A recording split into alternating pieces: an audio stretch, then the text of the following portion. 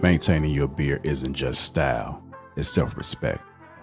A well-grown beard boosts confidence and leaves a lasting impression. Elevate your look. Embrace the importance of beard care today.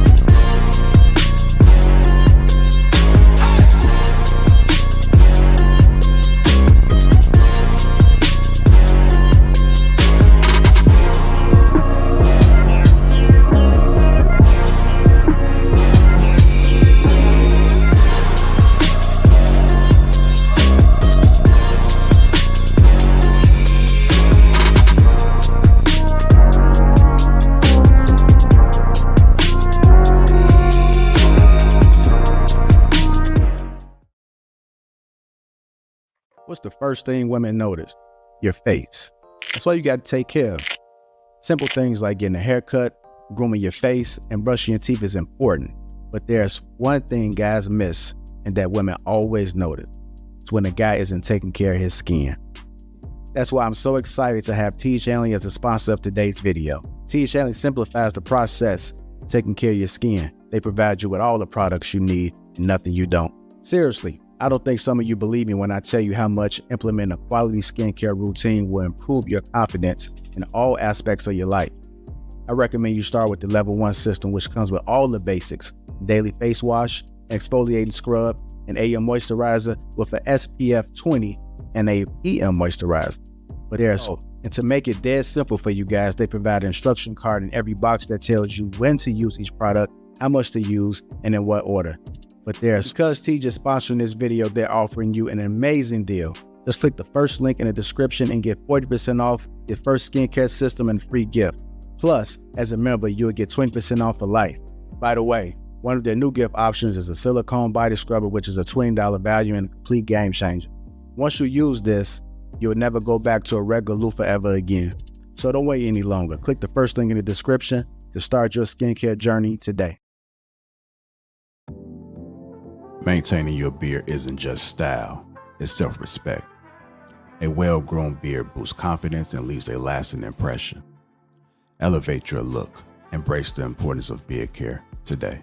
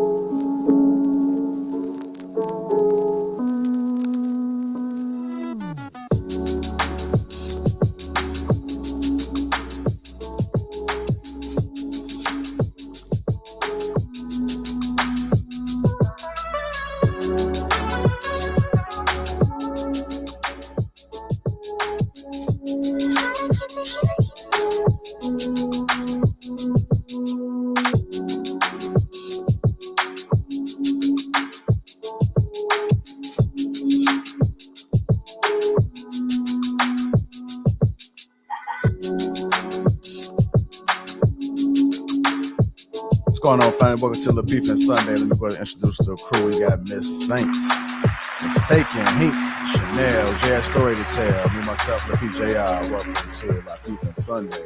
What's going on, friends? What's going on? How y'all doing? What's going on? Happy Sunday. Happy Sunday. What's going on, Saint? How you doing? Waiting for these games, man. I know, man. Anticipation. All right, we'll go get the housekeeping out the way. We'll get the show started, man. It is already. Give me 1 second, y'all. Okay. Well, I'm just getting housekeeping out the way, Chanel. Shout out to the sponsor, T. Shanley, uncomplicated skincare for men, 40% off along with a free gift. And if you click that link in the description, you get 20% off for life. We also are taking care of your beard needs with a Sure Man King on top. This is a Lapeef and Sugar Curls collab. We're bringing you guys an amazing product for your beards. If your beard is connecting, struggling, your woman's complaining about it being soft, and this is the way that you want to go right here. This is going to take care of everything you need. She is going to be quite surprised by the smell of it and by the look of it. So click that link that's pinned to the top of the chat, and it's also in the description. Shout out to everybody again on this Sunday, man. It's the first day of NFL, and you guys see what I'm repping already. So bear down, man. Bear down. And if you are against the Bears, then hey, you guys got serious problems and serious issues. I should suggest you guys get a therapist because this is the #1 team, and we are going all the way, Hink. We are going all the way. Did you say the Bears? The Bears. Yeah. You know, I used to be a Bears fan. I did up until about 5 years ago. The streak was just is losing too much. I just got tired. So, well, you have been misguided, man. And if you was that quick to give up on us, then you probably wasn't a true fan. So I wasn't though. I just always liked the Bears. You know, I mean, I'm from Indiana, so I was a Colts fan, but I really followed Manning. So once he left the Colts, I followed his career until he, I was following a player actually. So I wasn't really a big fan like that, but still, I was rooting for the Bears. But y'all just kept disappointing. It was kind of annoying. Okay. But apparently this year, somebody said this. Somebody made a comment that y'all gonna be going to the Super Bowl. So I don't know. Maybe there was a great season opener this summer. Maybe you should watch the game today. So make sure you should probably make. Oh, I'm definitely watching the Cowboys. Hey. Okay. We're gonna work with you, man. We're gonna work with you. Anyhow, hit the like button. Also, make sure you subscribe to the channel. Got a little icebreaker I'm opening up with, man. I ran across this video of this guy, black guy speaking Chinese. Any of you guys speak Chinese or know any blacks that speak Chinese? No. You saying no? No, just I can, little something. I know how to say I want this, I want that. Okay, how do you say it? 我要这个，我要那个。 Okay, I'm about to turn my. I know how to ask for what I want. Tell them what I want. Give me this. Give me that. Okay. All right, I'm going to my daughter knows a little bit because she lived in China for a little while. Mm-hmm. So she knows a little bit just to maybe for directional purposes or to ask a question or something like that, but not fluent. Well, how do you read it? That's even when I see it, I'm just like, this is. It looked like tic-tac-toe or something a little bit, but just with lines all over the place.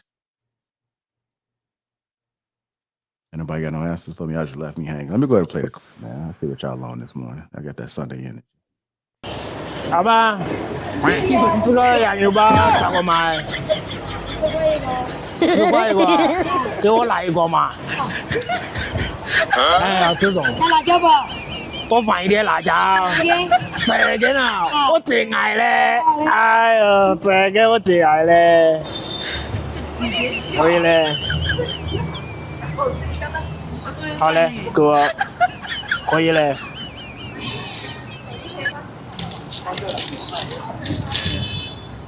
这个来了嘛？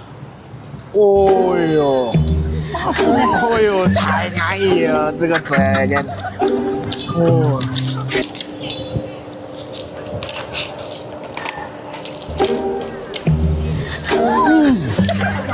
好吃，太香了，真的。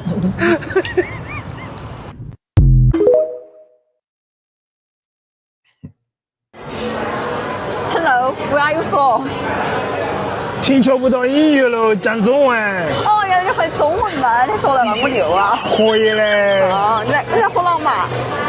公讲的，来一杯嘛。来一点嘛哈，来一杯啊。尝尝味道嘛。 这个味道安逸得很。你是哪的呢？贵州的。贵州哪的？你啥的贵州哪的嘛？我贵州毕节的。我铜仁啊。好来，喝一杯。我听说你们铜仁的喝酒太凶哦。哎呦，没得你们毕节的厉害。必须的嘛，我们啤酒在贵州喝酒是第一名的嘛。搞一杯嘛。那你喝一杯嘛。想喝白的还是啤的？都可以，都可以。都可以哈。 哎呦，菠萝白喝嘛？可以嘛？可以哈，倒起。可以。贵州有人优先嘛，你先喝一杯嘛。贵州有人，我贵州的，你不相信啊？一届优先。啊。 Hey man, it's quite impressive, man. I just couldn't imagine being a black person in China and speaking it so fluent and just looking at him like, wow, it's so amazing because I don't believe it's common. I've never been to China, so I'm not sure if people are just out there walking around that's colored speaking Chinese. Go ahead, Jay. You about to say something? I know. I seen it's one other guy on YouTube that moved out there and he speaks it fluently. Young black dude. But with this guy in particular, see, it's one thing to know the language, but it's another thing to be able to express and have the emotions that go along with each word. Because, how some people speak it and they sound like, like they're reading, but he was speaking it with emotion, like, inflect on this word, I'm joking, I'm being, you know what I mean? Like, he had the emotion behind it. So that's what shows you, he's engulfed in it. Like he really knows it versus I know what the words mean. I have an idea how to say them, but it's no emotion behind it. You sound like a robot. What you thought about that, Saint? After actually seeing somebody have a complete dialogue. Yeah, it's this girl that's going viral for doing the same thing. And so she goes around and it's a black girl. And she tells everybody, everybody's always like, you don't really, are you really black? Like they don't believe she's black because she speaks so well. But I think it's amazing that you can connect. It's about connecting with the other race. Even though I can't speak Spanish, I be pretending like I do. And then some of the word when I speak to Spanish people, they're like, they feel like we connect a little bit more. So I know, when you try to speak another language, it's easier to like let that other person let their guard down a little bit. But I think it's important that we should be learning different languages. I be trying to learn a little Spanish every day. I learn like one phrase a day with my people at work and just the people I be around and things like that. But I'm nowhere near fluent, but I'll be trying. Yeah, man. I wish I would have took Spanish a little bit serious. I never took Spanish. I took French when I was in high school, and then I took Swahili when I was in college because everybody like they were struggling trying to do those. I think it was called Mallard exercises. I seen them downstairs in the dorm. I'm like, I'm staying away from that Spanish. Y'all in there all day. Swahili was so damn easy. Easier instructor. So they didn't really have too many instructors. I think it might have just been one. So that satisfied that foreign language qualification. Go ahead, Brother Hank. Speaking some Chinese, brother. It's entertaining to watch everybody else gather around my man in amazement to see this brother doing that. That's the entertainment part. And then he's like the gestures he's doing when he does it, like throwing his head down. It's very it's crazy. And look at this guy on the far side. He's over Peter Ryan. Man, what? He's just his old lady talking to him, or his daughter talking to him, and he's just watching this man talking to this other woman in amazement. And look, man, she's probably gonna start recording. So you see this? That guy he speak our language.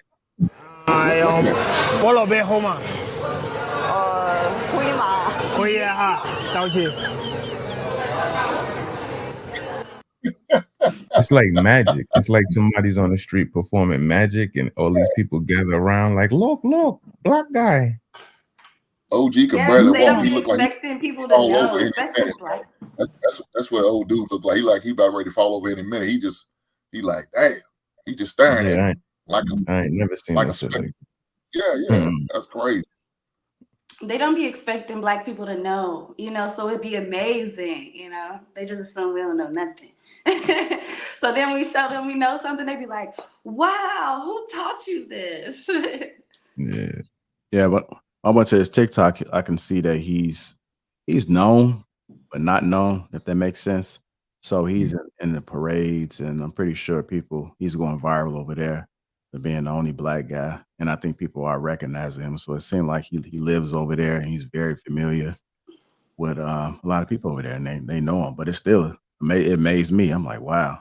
I don't even know if he's playing around or if he's really making sense. But based off their reaction, it seemed like they understood exactly what he was saying, and he was able to carry a conversation with the emotion, like you guys did. That's what, like, at first I thought he was mocking them at first, but then I could tell he was actually using the emotion, but at first it seemed like he was like any of us do. If we had to explain somebody a karate movie or a Chinese restaurant, and they'd be like, yo, what they be saying, and then you would it would be like us mocking them, but nah, it was the emotion. If it was disrespectful, they would have walked off. They'd have chopped it off. What I see is that people appreciate you taking the time to learn their culture and language. It helps bridge the gap when you are of a different, nationality or culture. They love that. The fact that the other person took the time to do that. And I've also seen it's just a relief, like when you're in a environment in which you don't know the language and somebody else is able to speak your language. Like you, JR, I took French in high school because everybody else was taking Spanish, so I wanted to do something different. And in my teaching career, I had a little girl who, I can't remember what part of Africa she was from, but she spoke French. Now, by this time, my French was just not, but it was able enough to like ask her a few questions, and you could just see her whole face just like lit up, like, you understand me? And I'm like, no, I don't. I could just, so she just started going. I'm like, just like slow down and what have you. But it is something when you can connect with language. And one thing in China, other people may have had a different experience. I didn't particularly care for China. But if you are Black, you're going to have a different experience because there aren't, like you said, a lot of Black people in China. They're more of a, what do you call it, like a homogeneous like society for the most part. And so, especially if you go to rural areas, if you're Black, you're automatically a celebrity. And it can be overwhelming because people will just come up to you, start touching you.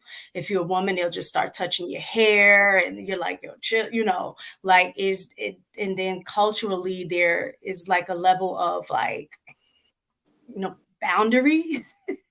So you're like, no, stop. You're just like taking pictures and like, trying to touch you. And it was just a different experience. But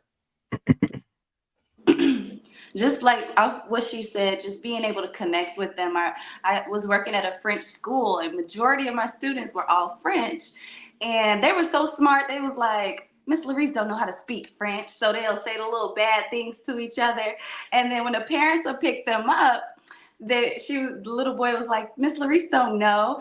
And then I was like, au revoir, à demain.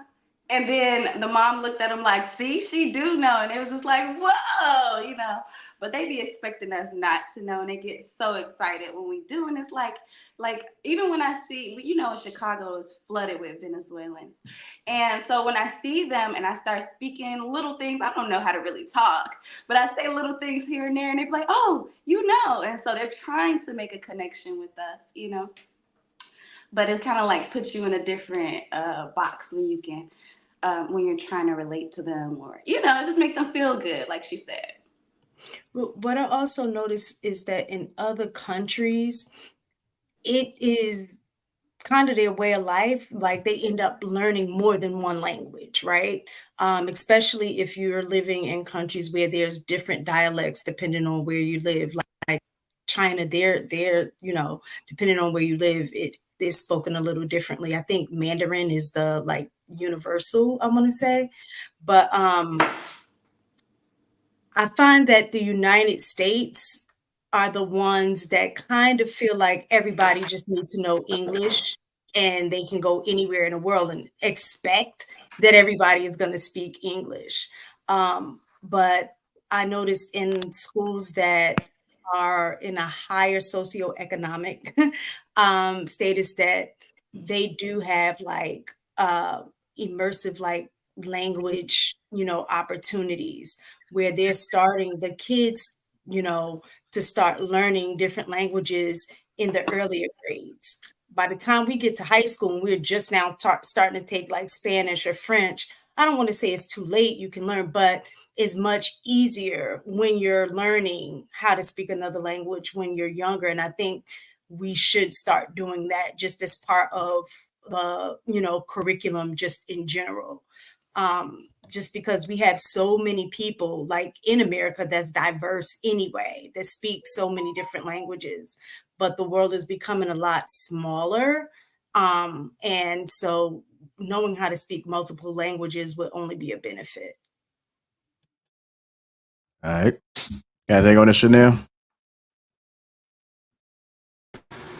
I didn't get a chance to see that part. I'm sorry. Okay. Just a Black guy speaking Chinese. Going once. Going No, twice. a black guy speaking Chinese. Oh, you Sorry, listen. I missed it. Really listen. I don't understand why he's speaking Chinese.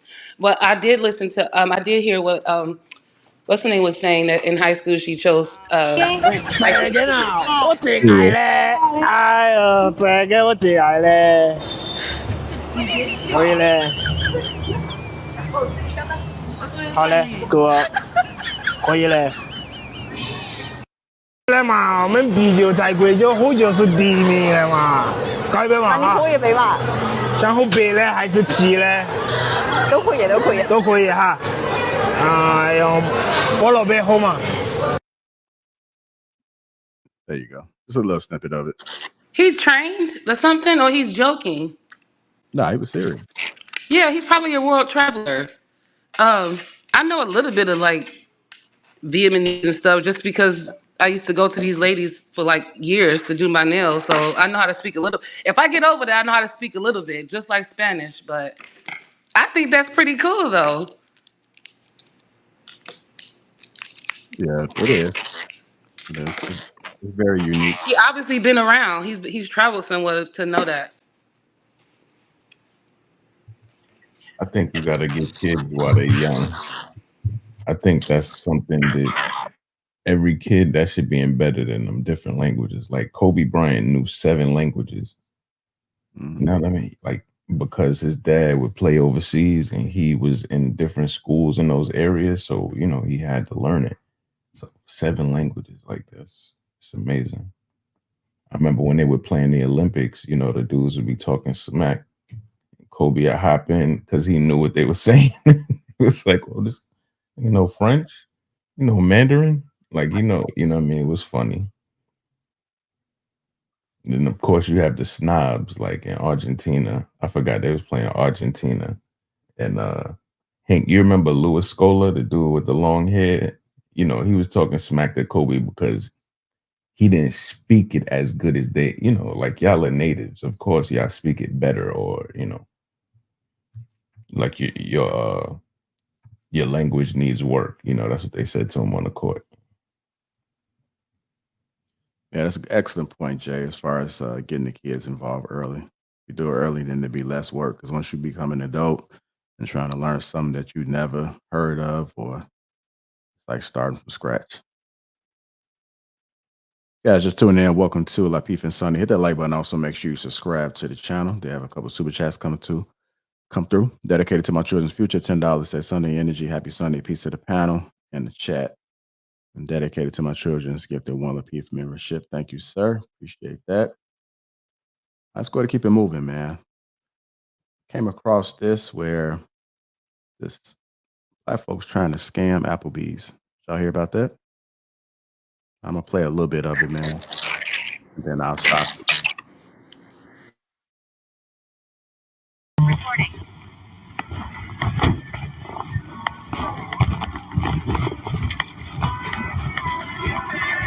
Sir, we're the one call. Okay, they have a $15.99 special unlimited. Me and my sister both got one. And then we ordered dessert. You called? Yeah. We called because the man told us, because I gave a plate of shrimp to my brother. He told us we gotta pay for him eating it. That's not what they special say. If you go look at their menu, it don't tell you. That's like you eating and you give something to your sister or your friend. It don't tell you nowhere on there if you share the food that they charge us 15. It say unlimited. All right. He told us because we shared food. They charged us for every person that ate at the table. You can't do that because it don't say that. Talking about some well, I'm telling you, where my phone at? Because I recorded. And the girl behind us will tell you. You can't tell us if we ordering it. It don't say if you this only for one person. It say $15.99 per person unlimited. It don't say $15.99.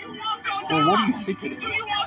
But no, sir, he told us because he ate. I gave him my plate of shrimp. He told me he charged because he seen our shrimp. You can't tell me if I don't want to eat some then I can't give it to But you guys are nobody. trying to play the system. I get where you're coming from. We know, but they know we wasn't. Okay, you're paying $15.99, so 3 adults can eat the one. It's it's multiple things. It's endless. 15, but I'm thinking myself. But it's endless. It doesn't say okay. They limit how much you can get. It doesn't say that, though, sir. They should say that. I'm gonna be honest.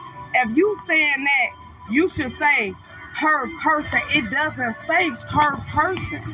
It doesn't say that. Alcohol drink can't be 192 It doesn't say per person though. It just say 15. And my thing is, if he charged us for 3, he's trying to charge us for everybody at the table. You can't do that. So you're trying to do the $15.99, so every single one of you free for $15.99. The way that says it's just $15.99 unlimited, give you 3 options. It's one thing he tried to charge us 1, 2, and 3. Carter, stop, TT man, stop. Okay, I'll take him back in the other room. Just take him back in there. $15.99 per person. It says it right there. Okay, that's one thing. That's what I just said. And for us 3 adults. Okay. We ordered the kids some. He's sitting here insulting me, talking about we're fucking savages. We should be ashamed of our fucking selves and all this. First of all, this ain't your situation to speak on. And don't say nothing to me. Because if I go in your shit,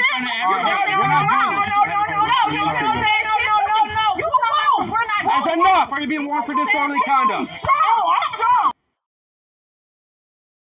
You got to get your people, man. That don't make no sense. I'm done. I'm embarrassed for them. Yeah, I don't know what's wrong with your cousins. I'm not embarrassed for them. I don't know them people. They don't represent me or anybody I know.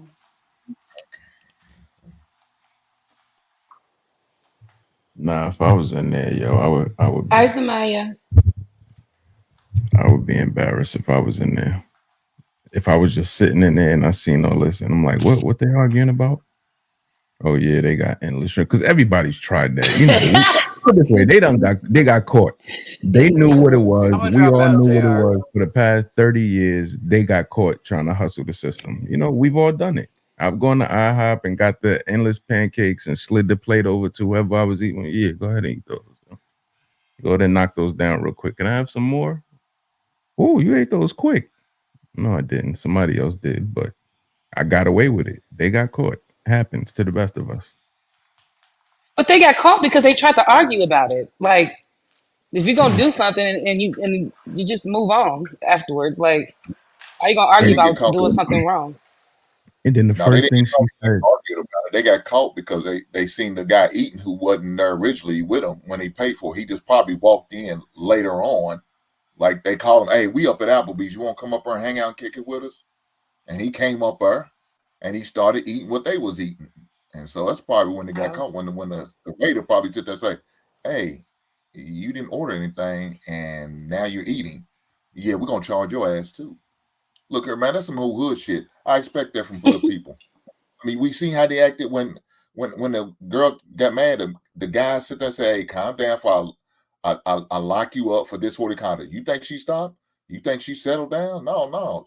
I guess, I don't know if it's a friend or mother. I don't know who that is, a sister. I don't know what kind of folk she is. She tried to calm down. She's still irate on some bullshit. Why we always get caught up on some bullshit? We know she was trying to get over. That's all. She didn't want to pay that extra $15.99. Look here, them little crumb snatchers probably ate for free already. So now, I bet she would have complained about that if they had to charge them little crumb snatchers. Because most restaurants, they do.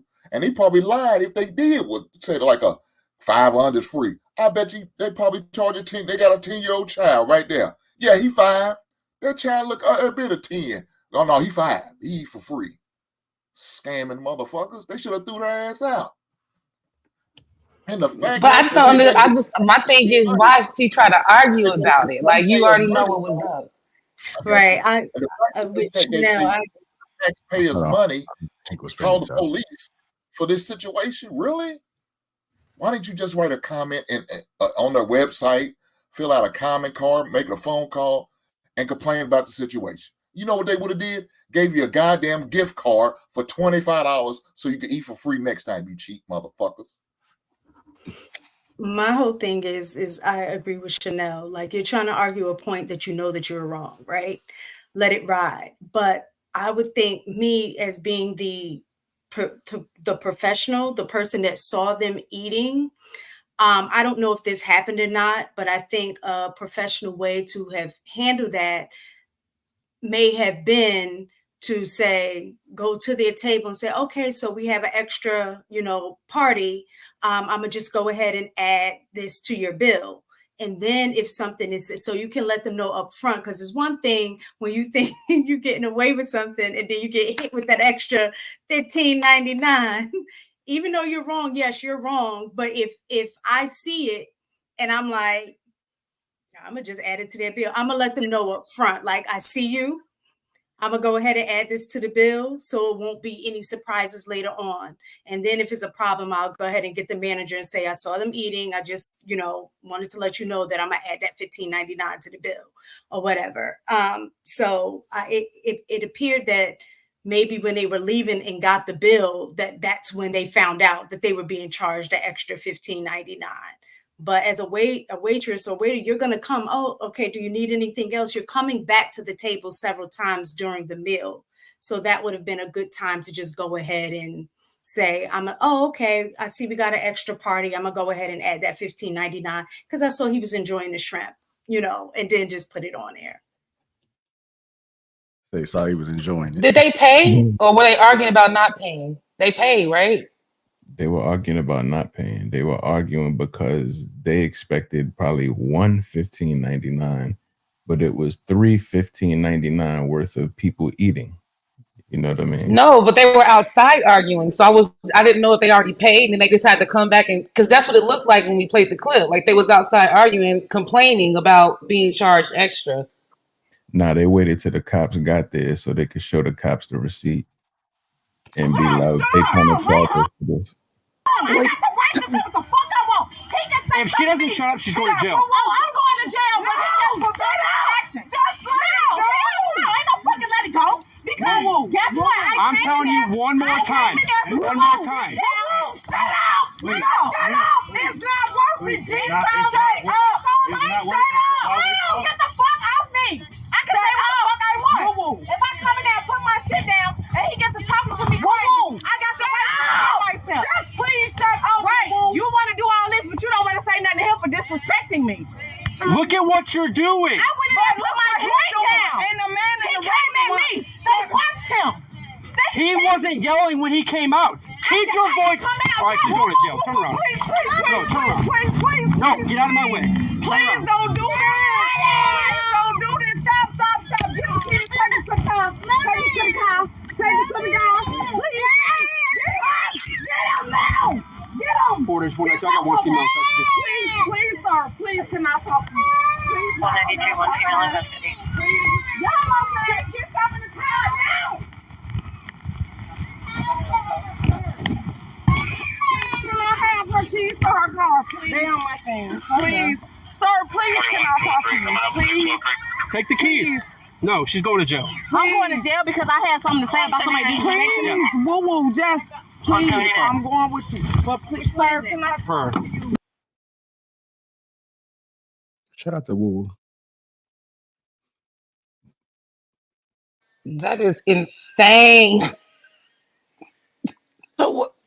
So wait, they tripping about $15.99 for an extra plate or two, and now you're about to have to pay bail money. There's gonna be way more than that.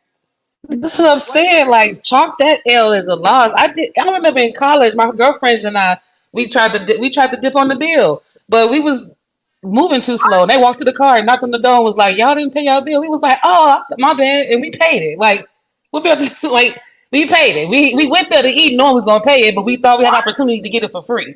But when we realized we got caught, it was like, okay, we'll come in there and pay it. So that's insane. I'm not about to go that far. That's embarrassing. Who called the police? That's what I'm saying. Probably the management or something. But I think that's just like, I don't know. I think that's a mental illness when you just, you just can't calm down, or it's just not that serious, and you could not like de-escalate yourself. Like you getting all loud and crazy with the police. Like, child, I don't understand. I think that's a mental illness for real. When people just don't realize they acting super crazy and they can't control themselves over. Yeah, like girl, you about to go to jail over a $15 meal. There was a And they clip I ate and saw last everything. Just week. go home and go to sleep. She didn't have a dad to tell her to shut up before. That's what that is. That ain't no mental illness. Yeah, like there's a clip I saw something like this. The girl called the police because one of the girlfriends stole her drugs. So she called the police on her because the girl stole her drugs. And she was so upset. And the police was really just like, okay, so you serious right now. She was dead serious too. I'm not surprised you didn't have that clip because that's been going viral too. Somebody stole her illegal drugs. Like, Yeah, and that's exactly what the police said. Someone stole your illegal drugs and you called me to arrest her. She trying to tell her where the girl stay. She was trying to tell her where the girl live and everything. She's at her house outside in the street, mad with the police about her drugs. He ended up arresting her because he asked to go in the house and she said, yeah. And That's then they like a found stuff in the D-boy house. calling the police on somebody after he get robbed. What? That don't make no sense. What you got on this clout? It's ratchet behavior. you on mute. Yeah, it's just embarrassing, in my opinion. For one to be scamming over like $15 shrimp is wild. But then you get caught scamming over $15 shrimp, and then you acting like you're not wrong is even wilder. Then like police get involved, and the officer is literally telling you that the problem he has with you is that you won't calm down. Like he's literally spelling it out for you. Like, hey, like the reason why I'm not talking to him is because he's calm. Like you're not calm. Like calm down. And then still not being able to calm down. It's like, yeah, there has to be some type of mental illness or something. Like, I don't know. It seems like the education system has severely failed the population because Nah, don't do common that. sense That start is at home, bruh. That's at home. common sense is severely uncommon. Yeah, that starts at home too. I mean, yeah, a lot of people, granted, a lot of people not raising their kids properly, but yeah, I don't know, man. People need help out there like that. Like there's a lot of mental problems out there and people really just need help. Education is severely needed. Communication skills are severely needed. And yeah, it's just sad. And it sucks that it's one of our people, because to people who are not from our communities and don't know us, when they looking on the outside, when they see that, they think that that is a representation of us. And so it just adds to the divisiveness that goes on in the country as a whole, you know, because it's like, damn, like people seeing that are just gonna be like, yeah, see, yup, this is how black people act. This is how they get. Look, And they expect over that. some shrimp. Look how they get over some shrimp. Look how they act over some chicken. Look how they, you know what I mean? And it's just like, bro, like that's not us. You know what I mean? I want to be able to proudly say one day that that's not us. You feel me? Like on the Boondocks, they used to make fun of shit like that all the time. They had the little nigga moments, you know what I mean? And I think they had an episode where they was fighting over some chicken. It's like one day I would love to just be like, that's not us, and it be 100% true. You know what I mean? Like I don't know if it's so much mental illness. Like I really think that girl's strategy was the more I argue, they're gonna just let us leave. And then the police came. This is just me thinking on that level. You know what I'm saying? Because I don't think they had mental illness. I think that they thought if they argued their way out of it, eventually they'd just be like, just go. But it didn't go. That gotta be mental to think that would happen, because that would never. Well, I just figured that out because that's what I'm thinking. That would work. I got very great mental, but I'm just thinking if I'm gonna try to get out of this, I'm about to argue my way out of this. I ain't gonna act that fool, but right. We talking about gaslighting, because that's basically what she's trying to do, right? You know the funny that's part. a sign of narcissistic personality disorder. So you know the funny part. Do y'all know the funny part about it is y'all are displaying the same behavior they are. You realize that, right? Somebody can't even finish a conversation. Y'all jumping in, cutting them off. Y'all doing the same thing. So it is us, Clown. We can't say it's not us. We do it. We do that bullshit on a regular basis, and we think it's okay. Even though some of us had home training, we still do that shit. Doesn't matter. Home training, we bypass the home training and we continue to do this bullshit. We doing it now. We showing an example of it up here. So we can't say it's not us. It is. It's just unfortunate that it is us. It's unfortunate.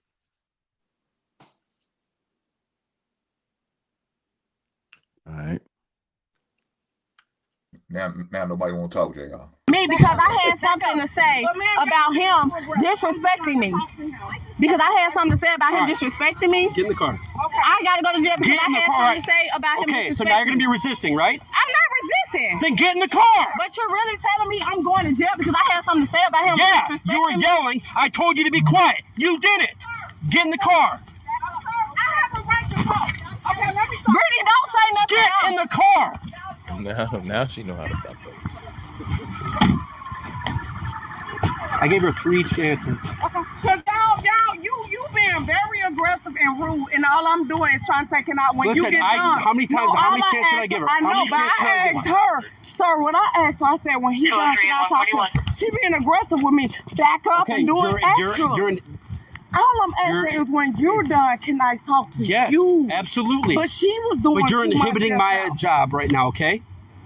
I wasn't admitting your job. I was back. But I said, when you're done. You're getting in my... All right, so listen. Okay, that's fine. All I was asking, can I talk to you when you was done?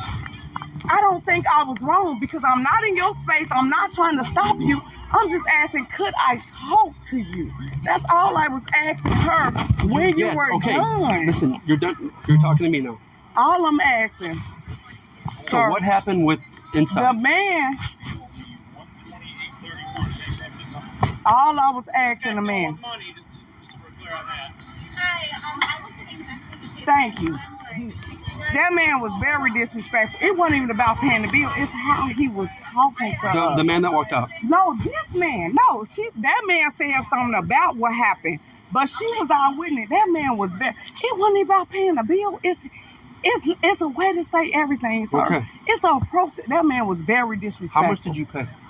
We hadn't paid anything, and he actually went up on the bill because it was less than that. It was actually $115, actually, sir.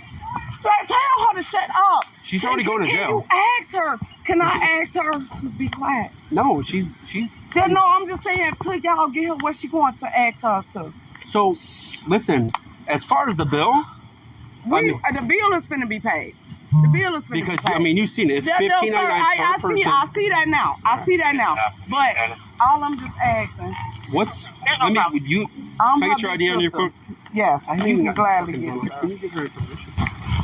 You want to try to see if I can talk to you? You know what's funny? I would have been like, okay, officer. He's like, get in the car. Okay. That white man didn't know how to handle the octaves of those black women's voices going on. He's not used to that type of pressure. I could tell he was folding. He couldn't take it. Black men, we kind of used to that special spot in the back of your ear and your brain where the black woman octave goes and hits, and we used to like dealing with that. But he couldn't handle it. He couldn't do it. Black woman is white man kryptonite. He could handle it, man. But the first few words at the beginning, very beginning of the video, the first few words she said out her mouth was when she was reading the menu. It says $15.99 per person. So she already knew they were just getting away with it. You know what I mean? That's all it was. Like I said, we've all tried that. I mean, you could front like you haven't, but we've all tried some form of that. You know what I mean? Somebody's ate a shrimp or a morsel they wasn't supposed to. Cookie, ain't nobody eat a damn shrimp or something they wasn't supposed to.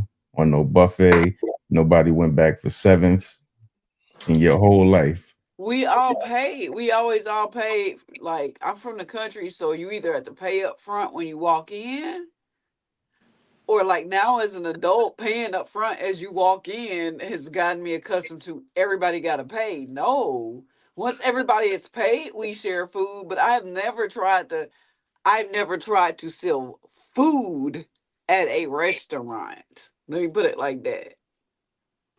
I've never tried to put it this way. Endless pancakes. The person I'm with got the endless pancakes. I've eaten some of them. I'm not supposed to, but I've eaten some of them. Oh, yeah, no. But what I'm saying is she knew what it was. The problem is when I look at stuff like that, like I get sad. You know what I mean? Because when I see that reaction, I know it has nothing to do about those situations, man. Like Cookie was saying, it starts at home, yo. You know what I mean? The reason, like me, I have a fear of cops. You understand what I'm saying? Like me, I don't want any, if I could go the rest of my life and have no interaction with cops, I would be fine. Because where I'm from the Bronx, I fear cops.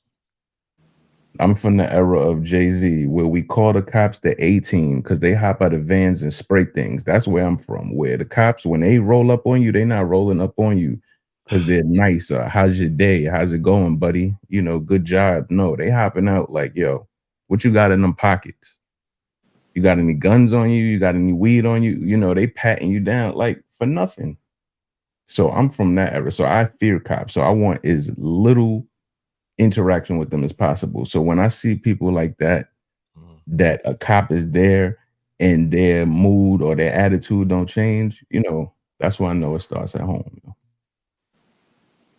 The reason I said we ain't never done that before is because I agree with Jay. I'm the same way, but in a different sense. Like in the country, it was like the cops was the same dude that'll pull you over for a ticket, but would also be that dude at the Klan rally. You feel me? So it's just like you don't interact. You don't do nothing to have to interact with cops unless you're. Even with my dad being who he was, he said, "I don't make them." Just don't do anything to make them do anything to you because I'm gonna do something type situation. So I try to avoid confrontation with police at all costs. At all costs. What you thinking, mistaken? I see you just got the stoic face. Like a lot of thoughts running through your head. Yeah, like Jay was saying too. I mean, I guess everybody knows how the cops are in the area that they live in, but New York, they are the whole stop and frisk, all of that kind of stuff. That era was no joke, and I would say specifically more so for our Black and brown males. So I can understand that fear. My whole thing though is I just don't understand the arguing the point to the point that it gets that far that you get arrested because you can't control yourself over something that you know that you did was wrong, right? It's just a matter of how things can escalate so quickly in terms of when you're trying to have a bad faith argument. Like you go in it knowing that you're trying to get over. You get caught with trying to get over. And it just instead of saying, all right, yeah, my bad. Here's your, and keep it pushing. You're gonna keep arguing a point that is in writing on top of that, because it says $15.99 per person. And you're saying, well, it should have been explained. Like, it's in writing. You can't read, but you're gonna keep arguing that point to not pay the bill, end up having to pay the bill anyway, and then on top of that, now pay bail. It just escalated for no reason. It shouldn't have gone that far at all. That part, I just hate when stuff like this happens and is recorded and then put out there on social media, because then it reinforces the narrative that all Black people act like this. And I know that this is something that happens in our community, but it also happens in other people's communities as well. The difference is that it's easier to, if the stereotype is already out there and then you encounter the stereotype, it's easier to end up saying everybody's like that, So I think that's the part that bothers me, is because you're not seeing all of the other Black people that were probably in Applebees not doing that. That's the only one that you focus on because they're the most loud. So now it's like, see, that's how Black people act, So that's kind of. Wait a minute. We're not gonna just. That was an Applebee's that went down behind. Oh my God! Yes. Good. What? Girl, shut up and pay that. and stay out of Applebees. Oh my God. This has become comedy for me at this point. And when people say it doesn't happen in other communities, it does. I know what do you call construction, like a person that's involved in doing like construction and remodeling, and one of the groups of people that he said that he hates working for or working with are Indians, because of how they try to what's the word, like kind of nickel and dime everything when they know that this is the cost for something, and then try to find a reason not to pay the cost that they were given. So it's not that it doesn't happen in other communities. It's just that, you know, Happens in different ways. it tends to look different depending on who's doing it. Asian communities as well. It happens too. It definitely does happen. Sorry, somebody in the comments said it doesn't happen in the Asian community. That's complete bullshit. In China, that's literally part of their culture to negotiate the price. Like that's how they do business. In China, they know that the first price is not the only price, and it's literally expected for you to negotiate. So I don't know where you learned that. But why do we got to do this though? Why do we always got to reflect on other people community? Why do we do this shit all the time though? Why do we do that? I don't understand us as doing that. Well, they don't do it. Fuck what they don't do. Because let me please believe they don't give a shit about you like that. They gonna laugh at you and make fun of you and keep it moving. They're not gonna compare us. Well, the black community, man, the hell with that. Let's focus on getting us better so we don't have to be put in situations like that where we're trying to scan for some goddamn shrimp. Why are we doing this, man? But just like I said before, it's what we do. It's a part of our community. I don't care what you say. It's part of our community. That's us. That represents us. Because it's what we do. I will say I can kind of agree that there's like a certain resistance to authority, or like a lack of submissiveness that's kind of embedded in some of the culture a little bit. You know, I don't think any of us are like shocked by that behavior. Like it's not like we've never seen anyone in our communities act like that before. Like we all know somebody in our communities, probably not very far from removed from us, that acts like that in situations. So, you know, it's not like that's got to be old, because don't they got like 2 for $20 right now at Applebee's? Like that must be an old one, because they could have got 2 meals for $20. That's what I think they're doing. So I think that Now, let me ask you a question. Do you think that this behavior is mostly associated with depending on the socioeconomic status of where people are, or geographically? Because, and the reason I say that is because I understand Hank's point, and I agree with him. Like, why are we caring about what other people do? We need to get our behavior together. There's no argument along those lines. But what I'm saying is we can't just pinpoint and say only this group of people does do that, when there's certain behaviors that go along with certain, you know, economic status and geographic locations. So that's my only point. So in that regard, we all need to get it together, you know. I think it's anger.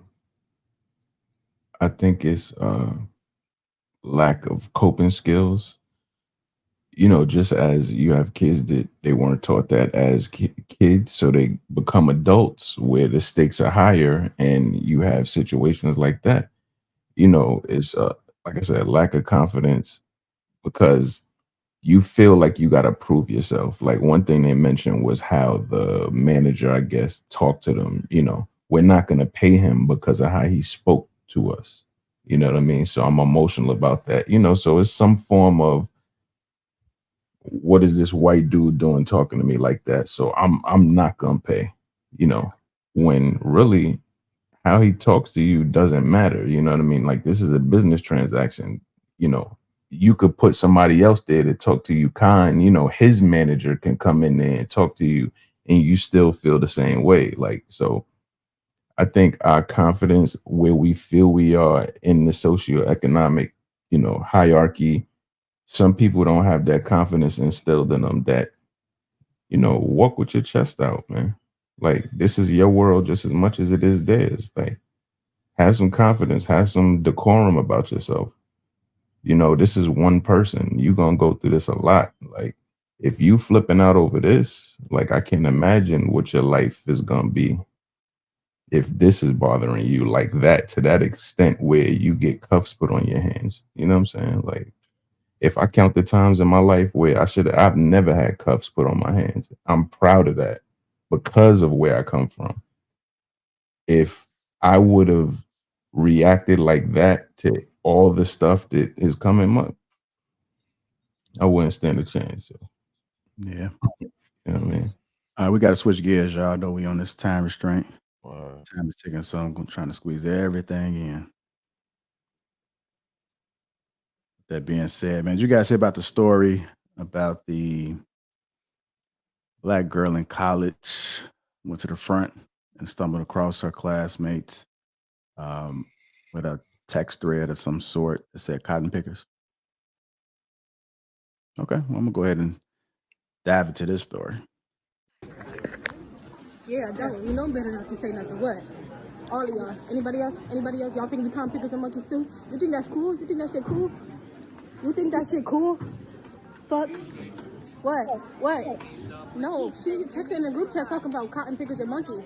I don't give a fuck who you is, Casey. What? Why the fuck is you talking about cotton pickers and monkeys? Bitch, you're white. Fuck is you talking about? Exactly.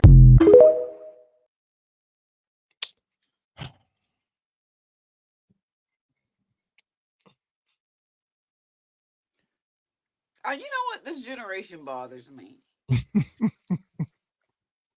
Let me tell you something. First of all, they record everything. That gets on my nerves. Like, I hate the fact that I'm 42 for the people that don't know on the panel. They record everything, right? I went to a PWI. I know that feeling when it's just like, what did he say? They in the middle of class, lights on, the camera out, like everything's got to be a drawn out situation. Do you know how to handle that, really? You find Casey or whatever her name is. See, that's why I told you I used to be. I'm really nice now. I found her. I'd have invited her somewhere, and I'd have drugged that bitch. Do you hear me? Like, seriously, in college, that would have been me. But we don't record everything, and there weren't cameras everywhere when I was in college. So, like, all this, everybody trying to go viral. Like, do you really mean that? Do you really care that she called you a monkey? Or are you just using this as something to post? Because I really care. I'm from the generation that actually cares. So I call cap on this whole video. I'm done. Let me play a little bit more context. Yeah, don't. You know better not to say nothing. What? All of y'all. I literally just woke up, y'all. Anyway, so boom, I went to biology and I usually sit in the back, but I decided to sit in the front today to be a good student.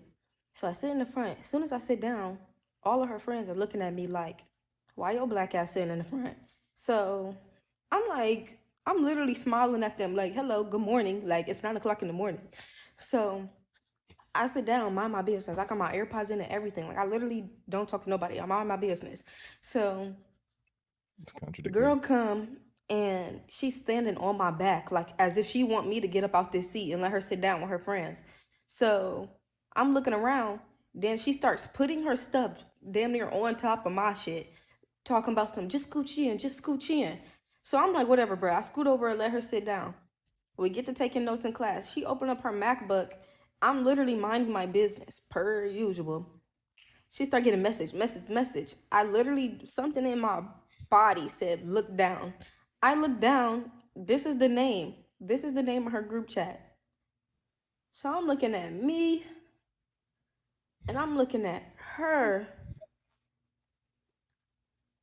Something ain't right. So I got up, boom, went straight to the bathroom to call my dad because I'm like, no, I know me. I'm not about to get over. I'm not going to give her a big reaction that she wanted. Y'all all in the comments talk about some, oh, I would have did this. That's y'all. I'm not losing a degree and putting my hands on somebody that I know is gonna call the police on me. Like, that's just dumb. Like, come on.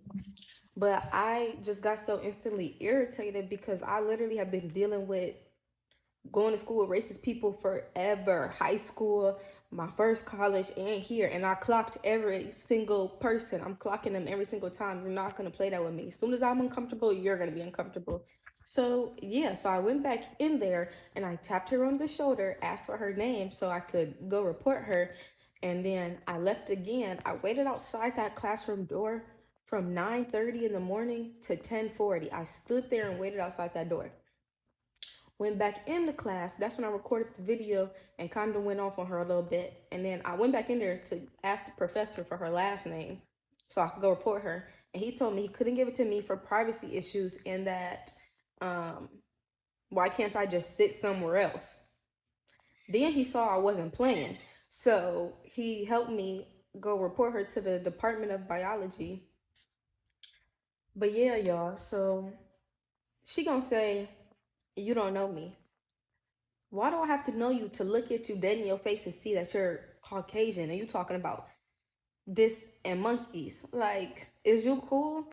So yeah, y'all, I've been emailing the dean, I emailed the Department of Biology, I've been emailing everybody. If they don't get back to me, then I'm not even gonna tell y'all what I'm gonna do, but just know I'm not letting it go because they keep getting away with everything, and I'm tired of that. Like, I literally have been going through this since high school, and I'm every single time I'm gonna get it and get it and get it. I'm not playing with y'all. Like,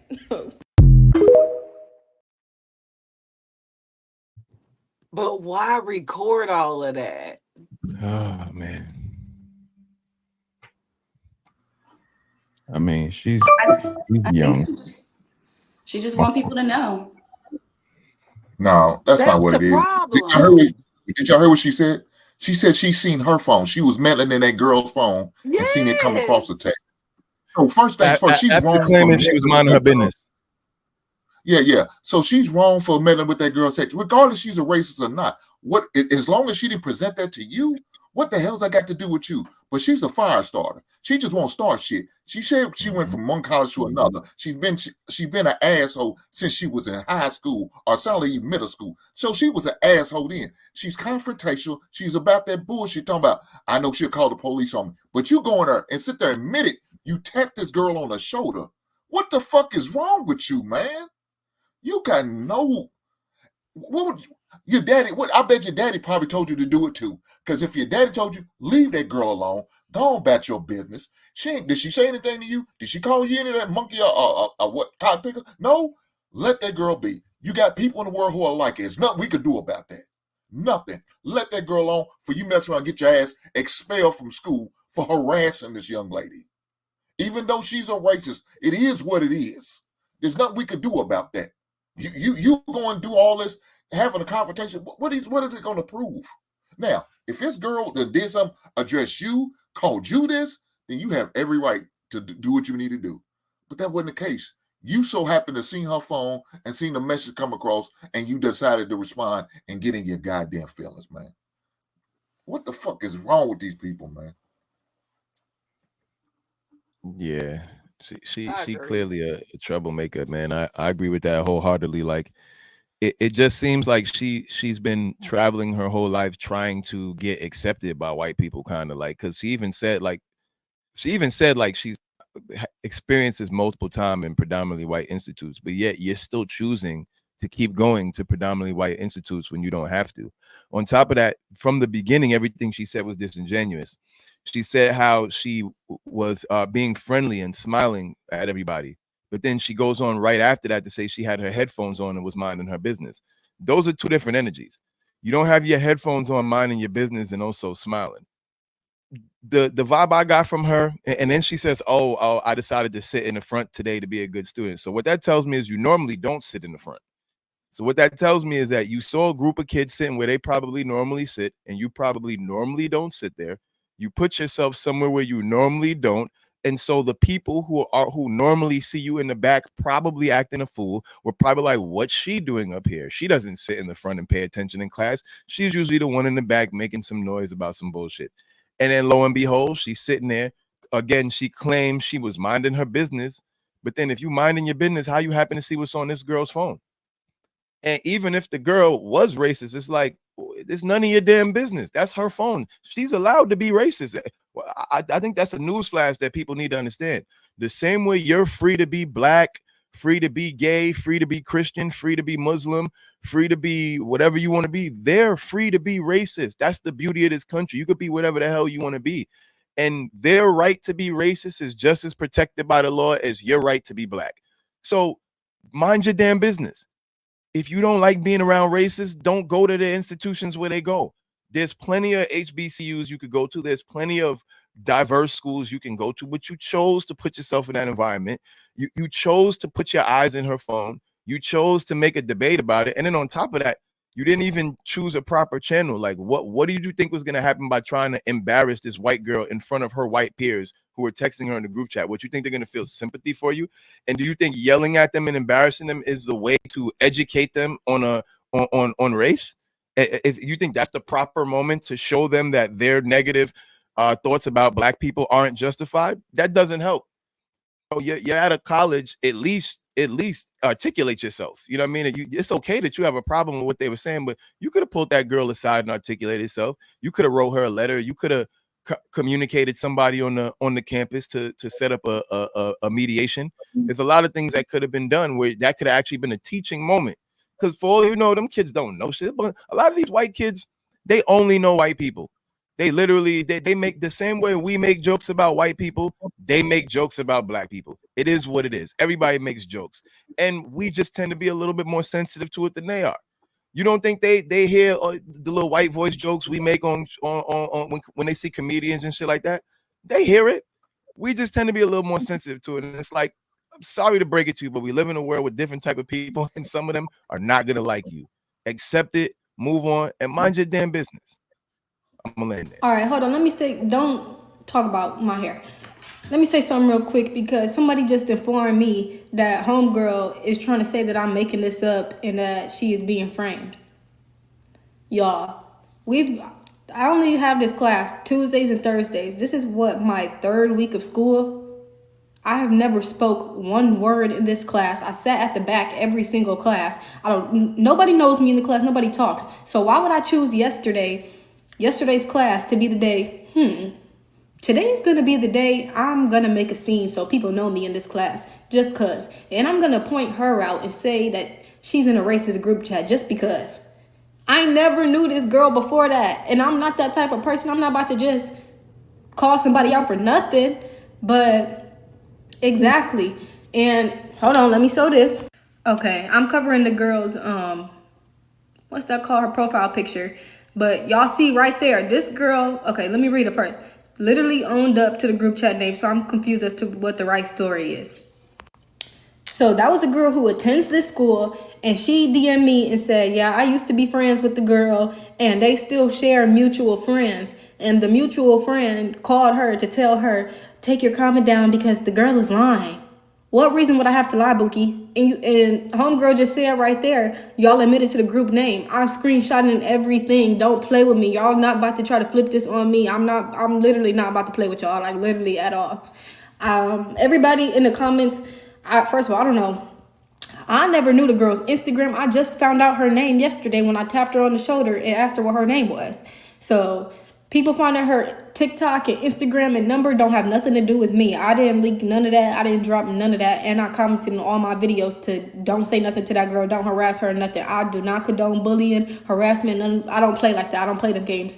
I'm not a bully or nothing like that. But you are about to be held accountable. And now that you're trying to say that I'm lying, now I'm on that for real. I'm not playing with y'all. So y'all, who do I need to go to? What's the highest of the highest people in college that I can go to? Because I'm not playing. Y'all not about to play with me and try to make it seem like I just chose to pick up a storyline just because. Why would I make a storyline for my biology class? I don't even know what's going on in there. I don't have no notes, nothing. I'm trying to figure out what's going on in class, and I'm being distracted by a big old monkey on the screen next to me. Like what? Okay, so yeah, I just had to put that out there and say that, because what y'all not gonna do is gonna make it seem like I'm lying for what? What reason would I have to lie?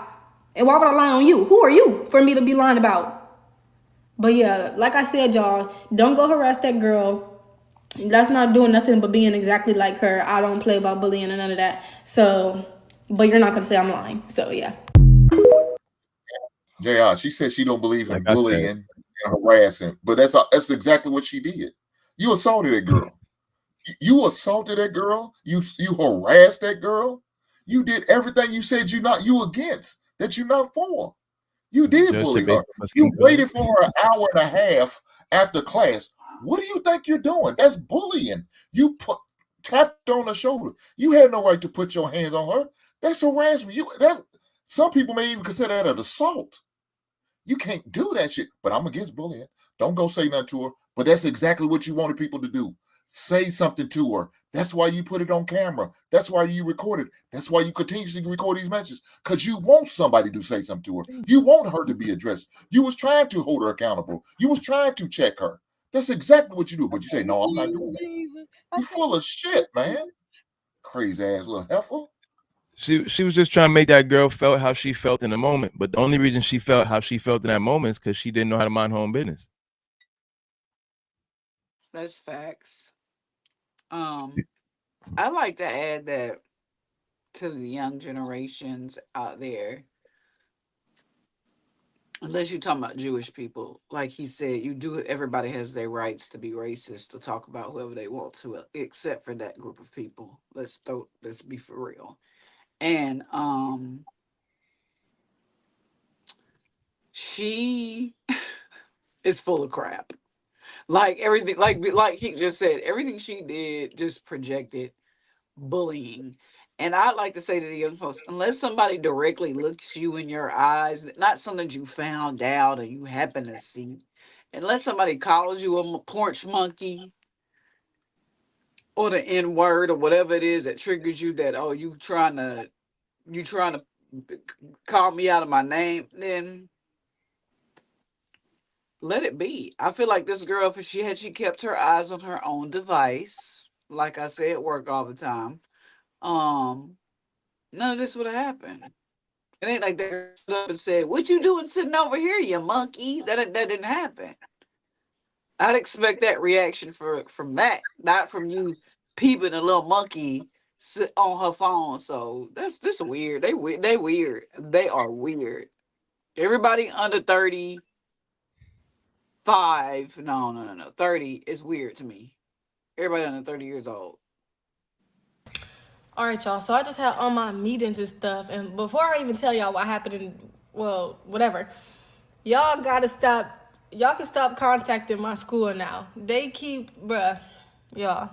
I really appreciate it, but they can't even get to working on the case, y'all, because they get an email and call back to back to back.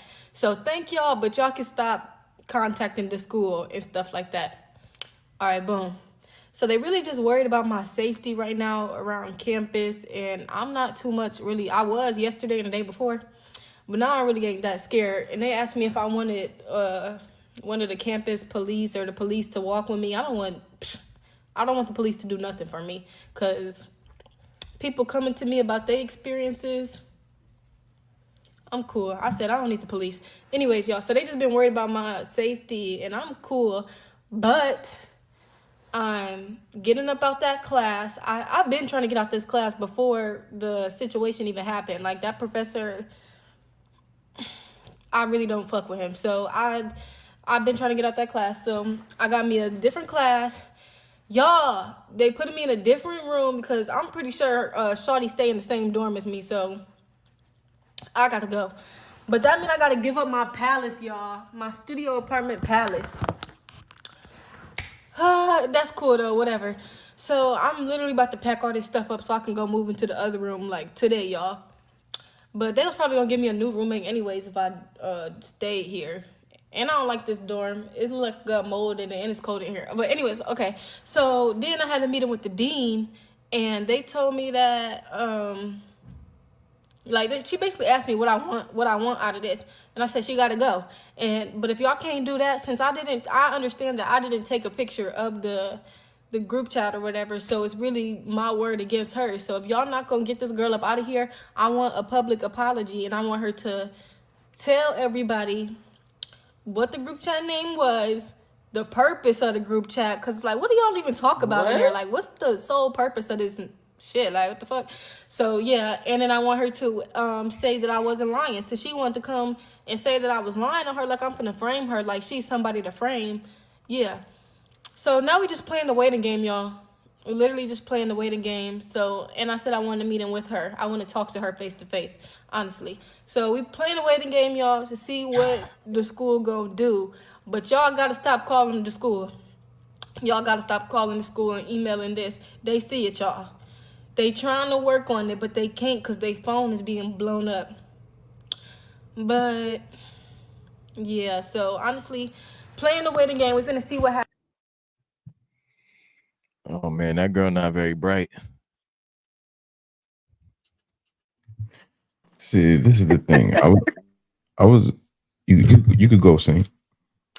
I mean, look, she obviously know the power of the internet. So that's why she recorded it, so she can get people to, join in on her BS and try to bully this girl.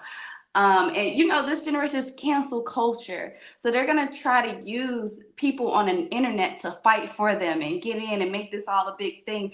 I think the girl is completely out of order. She's minding other people's business, and I think she's really doing it for attention, and she probably just really was trying to find out a way to get out that class. Now that we getting more context. But she's definitely taken, they record everything so they can get everybody else on board to bully this girl or do whatever. But that's the whole, she's taking advantage of it. So, and that's what they all do. That's all I wanted to add. Hold on, Jay. Let me get DJ in there. Go ahead, DJ. I'm still kind of taking in the story. I only saw like a little bit of the video, so I'm just listening, y'all. Okay. All right, go ahead, Angela. I know you was in the chat. Hey everybody, how y'all doing? I think so. I jumped in late. I did see the 3 clips with the young lady protesting, the racism or whatever, and it's just very interesting. This is my genuine opinion. It's very interesting to see how all of you guys are perceiving this. Like everyone who spoke on it and said that she's bullying or she's being the aggressor or she should have just stayed quiet. It's very interesting to me to hear you guys say that, especially when we all the same color. And I say that because it took the troublemakers, it took the people that were going to speak up when nobody else wanted to speak up for us to be in the position now that we are. And we have to be cognizant of how we criticize other people who are standing up for what's right in our community. We have to back them, especially when it comes to Black women. Now, there is a possibility that she could have been chasing clout, but my initial thought when I seen the clip was, oh, she's trying to bring awareness to a situation that we know is troublesome in our culture, in the United States. We know that it exists. And yes, everyone has the right to feel how they feel, but we have to, I don't think it's anything wrong with speaking up about things like that. And I think that we need to be more supportive when people do it. Because one of the main problems is in our community is we don't stick together. And I'm just going to leave it at that. I want to respond to that because I think you said something that was contradictory to me, which is the idea of she's trying to bring awareness to something that we all know exists, right? So you said she's trying to bring awareness to something, but you said we all know it exists. We know racism exists in America. She wasn't bringing awareness. She wasn't speaking about a right or a wrong because there was no wrong done to her.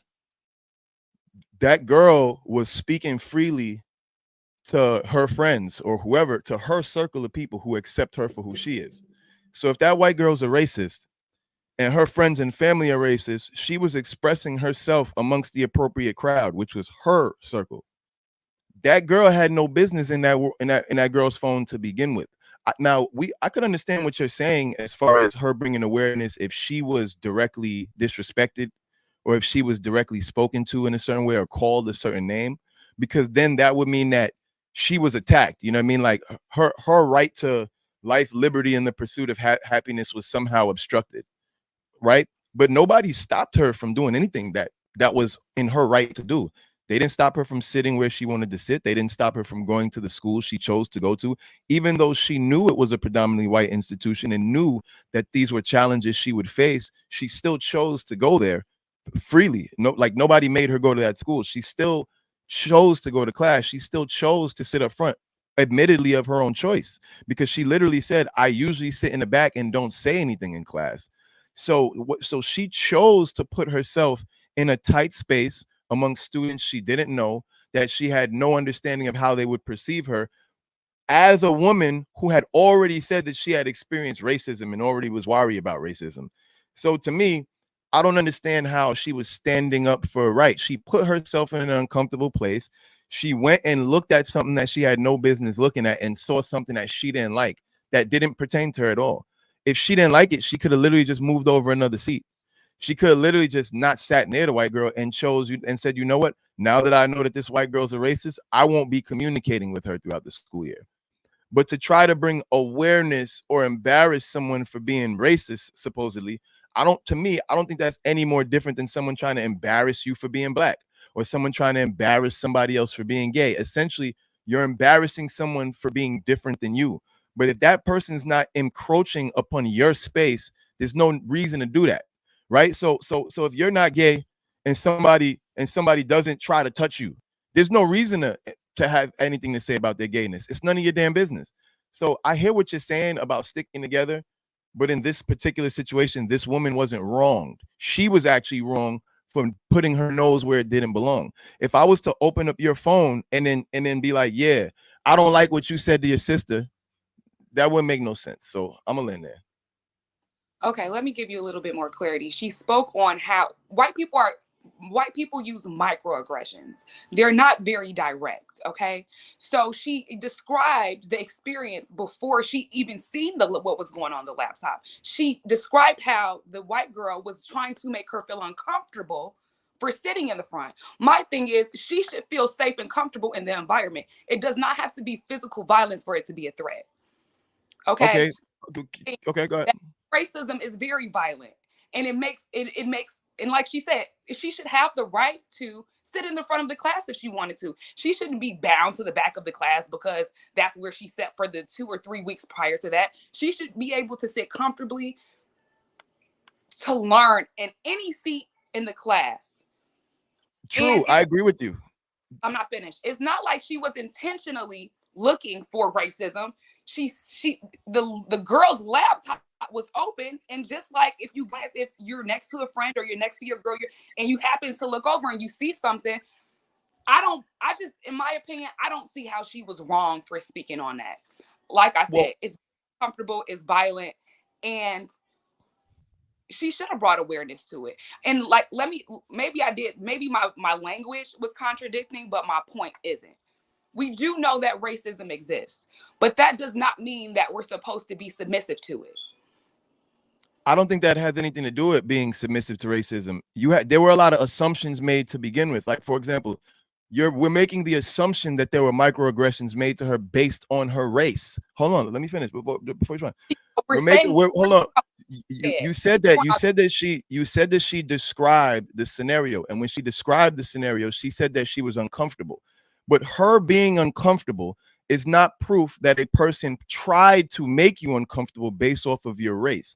That's an assumption she made because she doesn't because she's in a predominantly white institute and she doesn't identify with the people around her. That's an assumption that she made.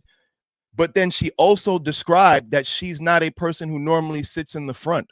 So what I'm saying is that why are we making the assumption that the reason why she was uncomfortable in the front was because the white people didn't like her? They didn't say nothing to her. Why is it that she wasn't uncomfortable in the front? Because that's not where she normally sits. She made it clear that her reason for sitting in the front was to be a quote unquote good student. What would that imply? That would imply that normally she's not a good student. Normally she's not an active student. So obviously she was stepping out of her comfort zone. So you can't take a step out of your comfort zone feel uncomfortable and then blame the people in the zone that you stepped into for you feeling uncomfortable. You're uncomfortable because you're stepping out of your own comfort zone, and that's fine. But there's no evidence. Hold on. There's no evidence that the reason she felt uncomfortable is because they had any problem with her blackness.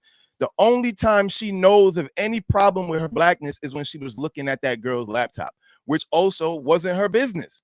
So sure, I will agree with you. What was on the laptop was racist. Sure, the white girl probably shouldn't have done it. But personally, if it was me, I'm not looking in your laptop to begin with. Yeah, you're not my friend. I don't know you. Why am I looking at what's going on in your screen? Why am I so emotionally moved by by your feelings and your opinions? Why do I care if you're racist? I don't know you. Why do I care?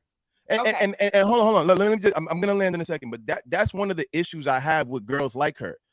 You don't have a reason to care about someone being racist, but you're choosing to put yourself in white spaces and choosing to care about their racism when it doesn't matter. It doesn't affect you. Sit where you want to sit and mind your damn business and just look at your own laptop and do what you went there to do, which is focus on school and get your education. Period. Okay, like I said, the girl said that the white girl that tried to sit next to her basically were passively aggressively telling her, okay, this is my space. Why are you here? She put the shit on top of, she said she literally almost put her stuff on top of mine. That was the first thing. The second thing she said was, why do you have your laptop open, texting in a group text about monkeys and cotton pickers with a black person next to you? It seems very deliberate to me. Sure. Let me get Cookie in there. Let me get Cookie in there, y'all. Go ahead, Cookie. It is deliberate because they're racist. Let's just put that out there. But she still had to look over. And her laptop was out because if you have an iPad, which 99.9999% of college students do, you can the phones, and your professor says no phones. That's how they receive their text on their laptop. That's one. Two, I'm calling cap on the whole situation. I think that the girl found out about the group chat first. And then, since we are making assumptions here, let's assume this is what I think happened, because I know females like her. She found out about the group chat first before any of this popped off.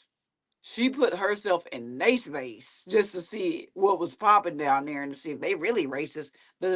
Because she, like he said, what was her reason for being in the back? Because she just wanted to be a good student. So all of a sudden, you woke up this morning and wanted to be a good student. That said no college student ever, right? So I think she knew about the chat, went down there, instigated, was snooping into the computer, looking over there to see what they was doing, found out that it was true, tried to blow it up, and now trying to get all these kids in trouble. Whatever. But my whole thing about it is, sis, nobody attacked you, and this is coming from a former child that did not choose to be in a predominantly white high school or institution. My parents moved to the suburbs. It was 8 black kids in my high school. Everybody else was white. We had some Asians, but it was like 95% white. And when you go looking for stuff, it's like searching through your man phone trying to see if he's cheating. You're probably gonna find an inbox or two where a girl was flirting, and you're gonna probably blame him. No, I'm saying she was looking. She was. Microaggressions happen every day. Microaggressions happen between black people and black people. So my thing is, what was her motive? And this to record everything and make everything, blow it up and get followers and get popularity. So I'd like to add something if I could. Go ahead. Sorry. I please excuse, I haven't seen the whole video. I'm just trying to bring everything together. But I definitely agree with this young lady. It's definitely a microaggression. And just working in corporate as a Black woman, I'm very familiar with microaggressions and how erosive they are, and how they can just slowly eat away at you.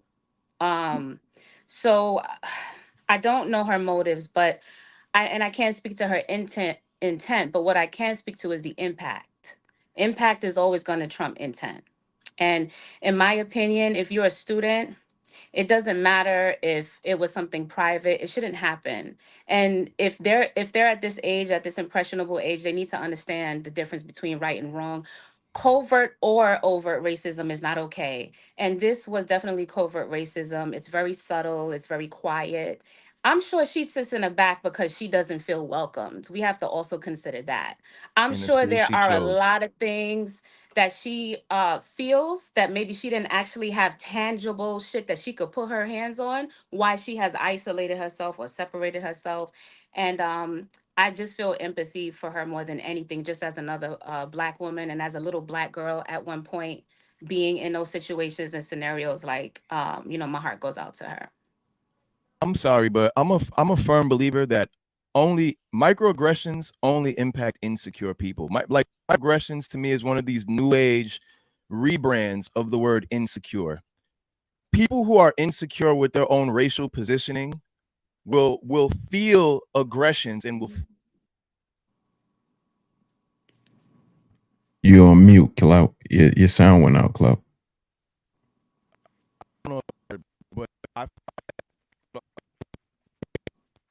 It's chopping up for some reason. I can finish what he was gonna say. I feel like that people that's going around looking for trouble People who gonna are already find it. insecure. You already insecure. Like I literally grew up. I'm telling y'all, I grew up in a white high school. It was me and two girls. I was the only Black girl on my basketball team. Like They're my thing is like this, ignorant. right? Like if my hair's nappy, right, and I'm proud of my nappy hair, and the nigga call my hair nappy, that's not a microaggression because I'm proud of my nappy hair. So you could, yes, nigga, it's nappy. If I'm not proud of my nappy hair and you say the word nappy, I'm gonna feel like that's a microaggression. What you mean my hair's nappy? Or what you trying to say? Or you call me Black or call me dark and I'm dark skinned. If I'm not proud of my dark skin, what you mean I'm Black? What you trying to say? It is what it is, bro. And problem. We got too many insecure, sensitive people running around worried about what other people think instead of worried about what's going on in their own damn brain between their two ears. I for the life of me cannot understand why this girl even cares. That's what we need to address. Forget whether or not racism is right or wrong or covert or overt racism, because at the end of the day, racism is always going to exist and there's nothing I can fucking do about that. Sorry, it's not going nowhere. Only thing any one of us can change is our individual reaction to things, where we stand on it. And at the end of the day, me personally, I don't got the time nor effort to be worried about what somebody else is thinking about my skin color. Okay. Between being called Black and being called a cotton picker and a monkey.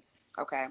And then the other thing that you mentioned was about insecurity. The reason why racism, it's not just about what happens between your ears, okay? We have a lot of individualism nowadays, and it's cool, and it has its pros and its cons. But everything that happens, we are all affected by it. And racism affects all of us.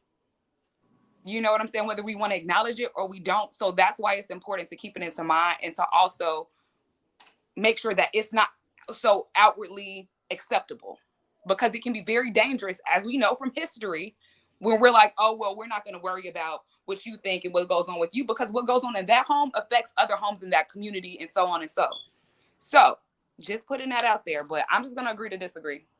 If I could, I'd like to just read some examples of microaggressions because I don't think that people really understand. And also, before I do that, I want to say that pain is subjective. Sir Clout, what is painful to you or not painful to you, or things that you can take, maybe somebody else can't take, and we do have to be a little bit, maybe you feel like they're being overly sensitive. There are some people on this panel that feel like you're insensitive.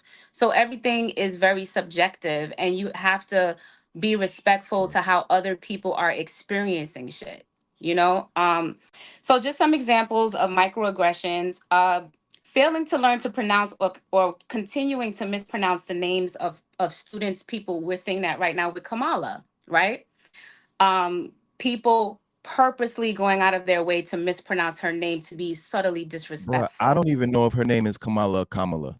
What are we talking about? Is her name It's Kamala or Kamala. Kamala? It's Cloud, let her Kamala. finish, Cloud. You just called her Kamala. No, Cloud, let her finish. I said it to show Cloud, you let how her finish. people mispronounce her name. Her name is Kamala.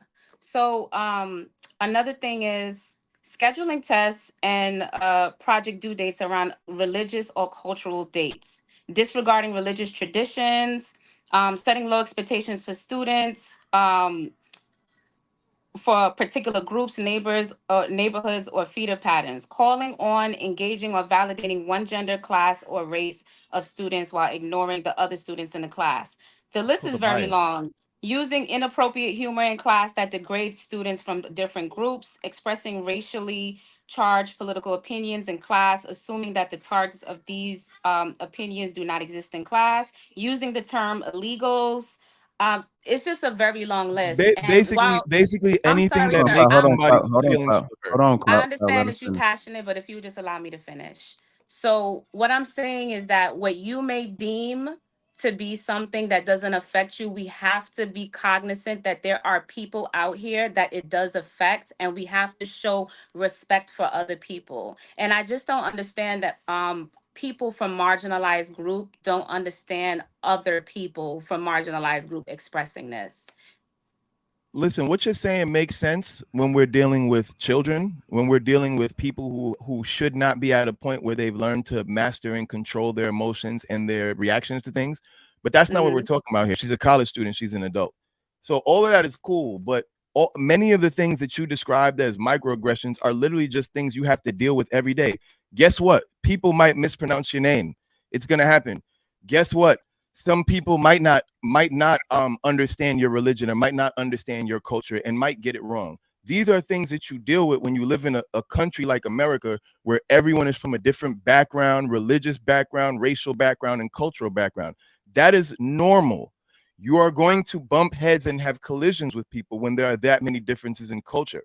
By labeling it as microaggressions, what we do is we take away the reaction to it being our responsibility, and we somehow make it so that anytime we feel offended, it was an attack. That's not reality. Every time you feel offended, that doesn't mean that someone attacks you, and that doesn't mean that someone else is responsible for that and they need to atone for that. You're the only person that's responsible for your feelings as an adult. So even if it were true that there were microaggressions occurring, even if it were true that there were overt intentional aggressions occurring, the reality is that adults still have the responsibility of managing their emotions. So my point is that even if some people were to walk up on her and call her a monkey straight to her face, guess what? If her reaction was to bust them over the head with a bottle, guess what? She would still go to jail. And guess what? We would have another black woman in jail. No one would be saying, oh my God, these are racist, and they called her monkey. We would have a black woman in jail. So my whole point is she need to control her emotions, and she need to control her eyes. You don't need to be looking in these people's phones. You don't need to be minding their business. You need to be minding your business. Continue to succeed in school as a successful black woman. Continue to form connections with other black students. Continue to form connections with the white students that aren't racist.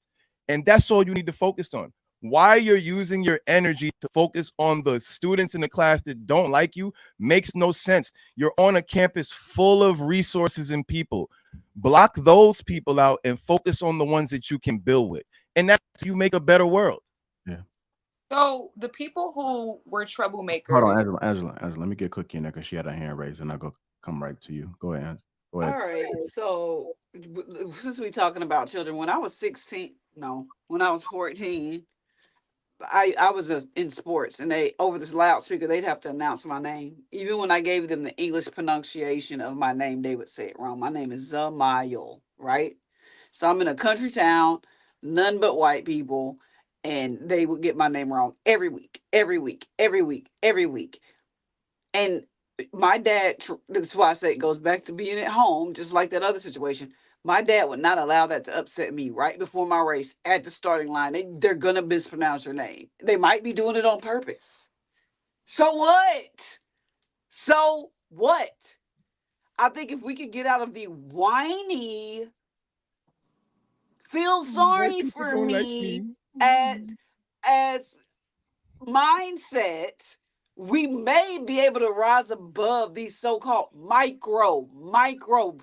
That is a scientific word. Go look what microaggressions That is the smallest, minute thing in the world, other than quantum. So my thing is, all that time they mispronounced my name, and I became the second fastest hurdler in the nation. I didn't let it bother me. If I was her, I'd be like, they keep saying my name wrong, and they keep saying, and I just don't want. They're racist. Jesus, shut up and rise above. Like Michelle Obama said, when they go low, we go high. Because if not, you're gonna spend your whole life whining about what somebody did to you. I came on here today and somebody mispronounced my name. I didn't correct them. My name is difficult. That's why I said, yo, I'm gonna drop off and change it to One Country Cookie. How you say your name? Because I know you're It's talking about me. No, it's fine. I'm not tripping though. But it's Zamayo. It's 3 syllables. But I don't care. That kind of stuff don't bother me. I But I don't also care. grew up in a household where I was raised to be confident and to like myself. I don't understand this wham wham wham. Call the ambulance. Damn. So Go I ahead, just think Angela. I just You think said when we're cry me a talking, river, huh? I just think that when we're talking about these things again, I think people can be heavy-handed, very dismissive in their tone when they're talking about these type of things, and I think um it's just mean-spirited. Now I'm an older millennial, so when I was growing up, it was the wild wild west in these streets. But at the same time, I would never sit here and be dismissive of how somebody is experiencing something. If it's affecting them, it's not an insecurity. And microaggressions easily slip into macroaggressions, easily.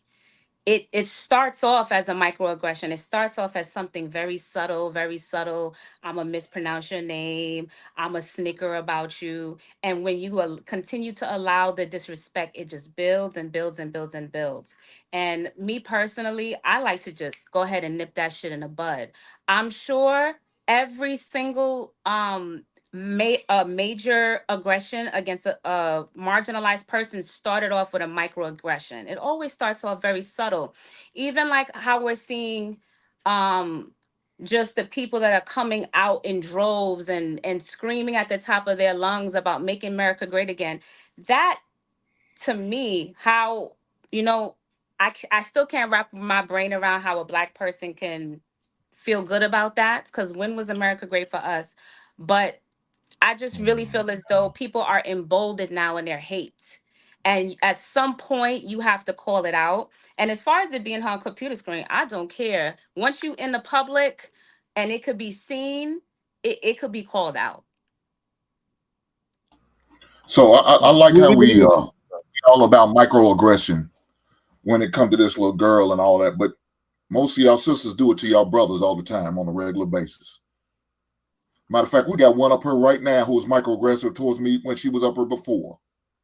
But now she's preaching about microaggression and how we should protect these people. I find that real amusing. No, I'm not. I didn't. On racism. Your time will come, man. Your time will come. Microaggressive aggression. That's what y'all was talking about. Y'all was accusing that girl of that, right? That's what you was accusing that girl of being. So when we do it to our own people, it's okay. But when them white folks do it to you, it ain't fun. It ain't cool. See, that's that part of that Black Lives Matter shit. Be cool when white cops beat up on us, your men that y'all really give a fuck about. Yeah, y'all cool with that shit. Y'all say some shit on that. Y'all fight, riot, protest, do all that shit. But when you black motherfuckers kill us other black people, we ain't got shit to say. When y'all call each other goddamn N-word, we ain't got shit to say. You don't think that's microaggressive? When y'all call each other bitches, y'all ain't got shit to say. What the fuck is that shit? It's the same goddamn thing. But y'all ain't got nothing to say on that because it's us hurting us. But when it's them opposites, now we got everything to say. Now we ready to tear this roof off this motherfucker. That makes no sense to me. Go ahead, Angela. If I recall, One Country Cookie in the beginning of this conversation, she spoke on Miss Taken, please, you go ahead.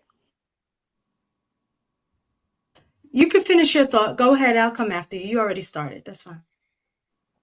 One Country Cookie, you mentioned about how you would have handled the situation differently, as in you wouldn't have said anything with the camera, but you would have took her out to the back and beat her up. Something like that. Did you say that? So I said if she called me a monkey. I never said if I looked over at her computer and saw a monkey. But yes, I did.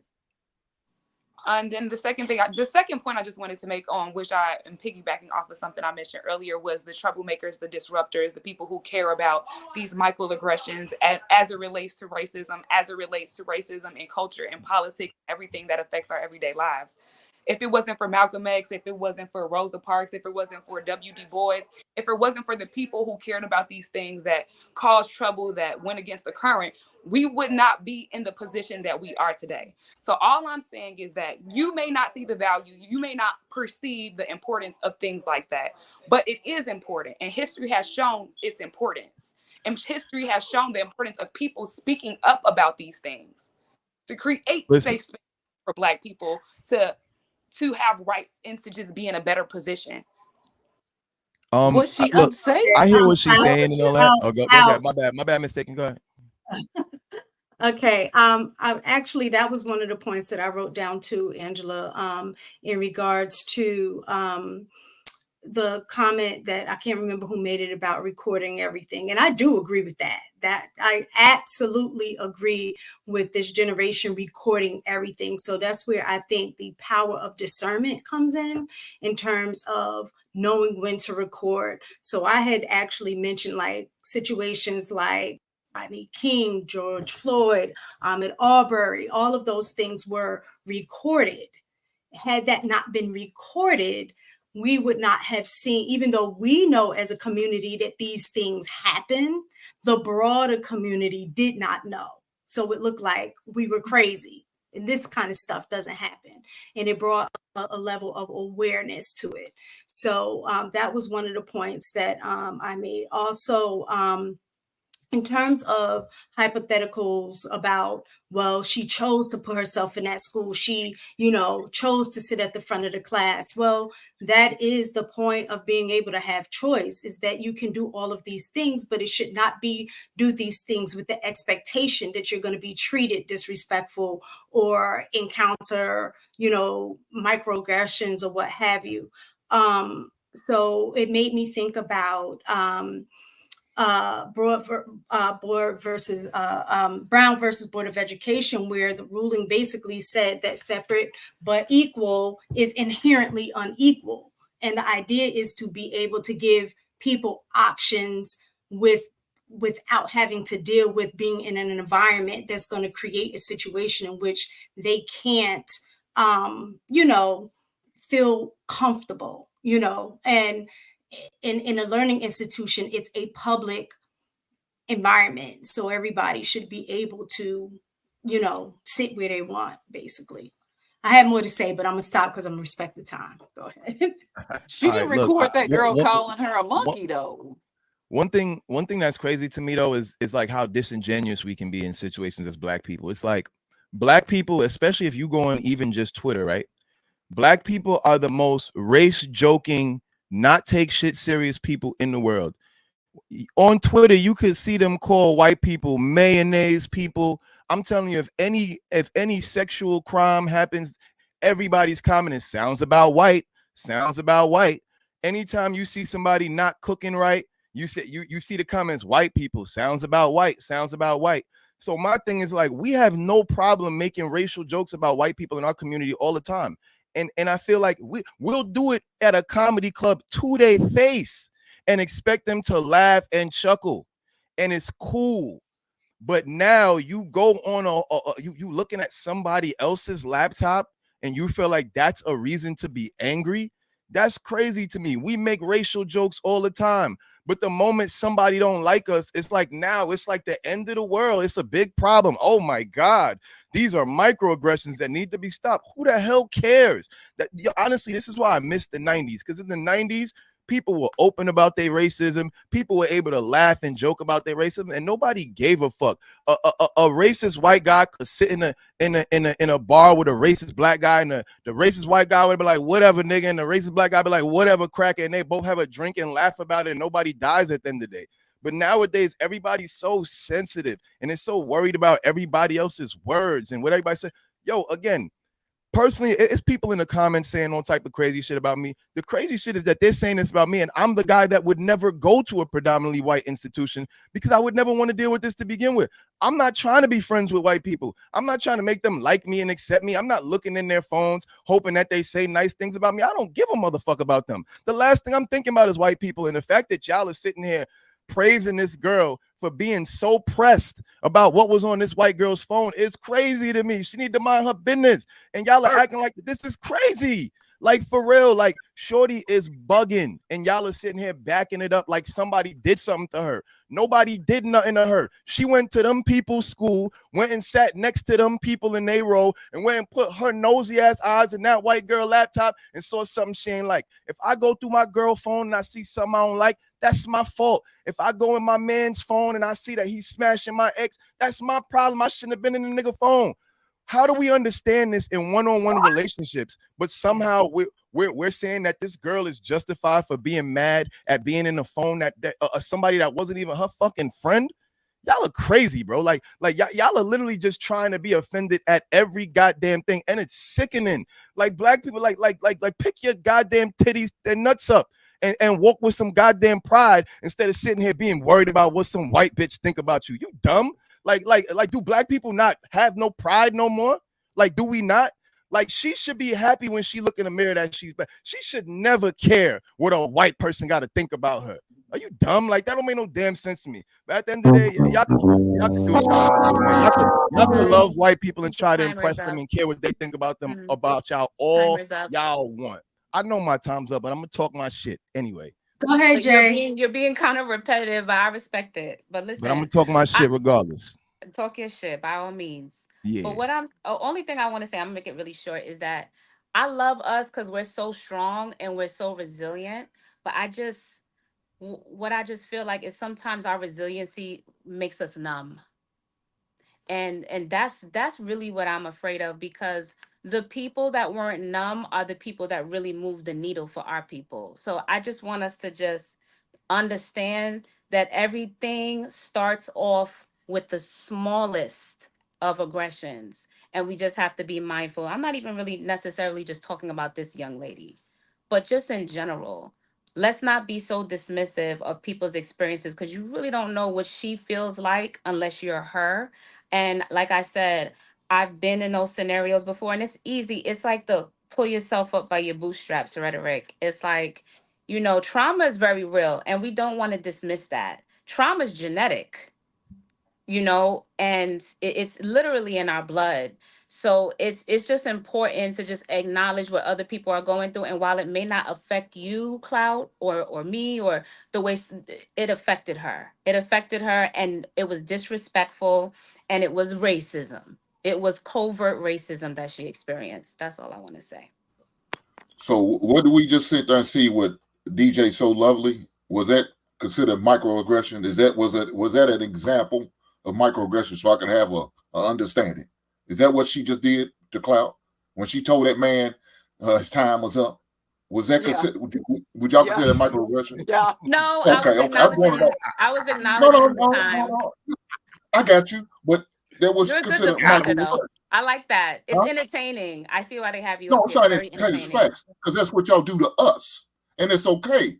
But let them white folks do it. It's not okay. That's what I'm using an example for, man.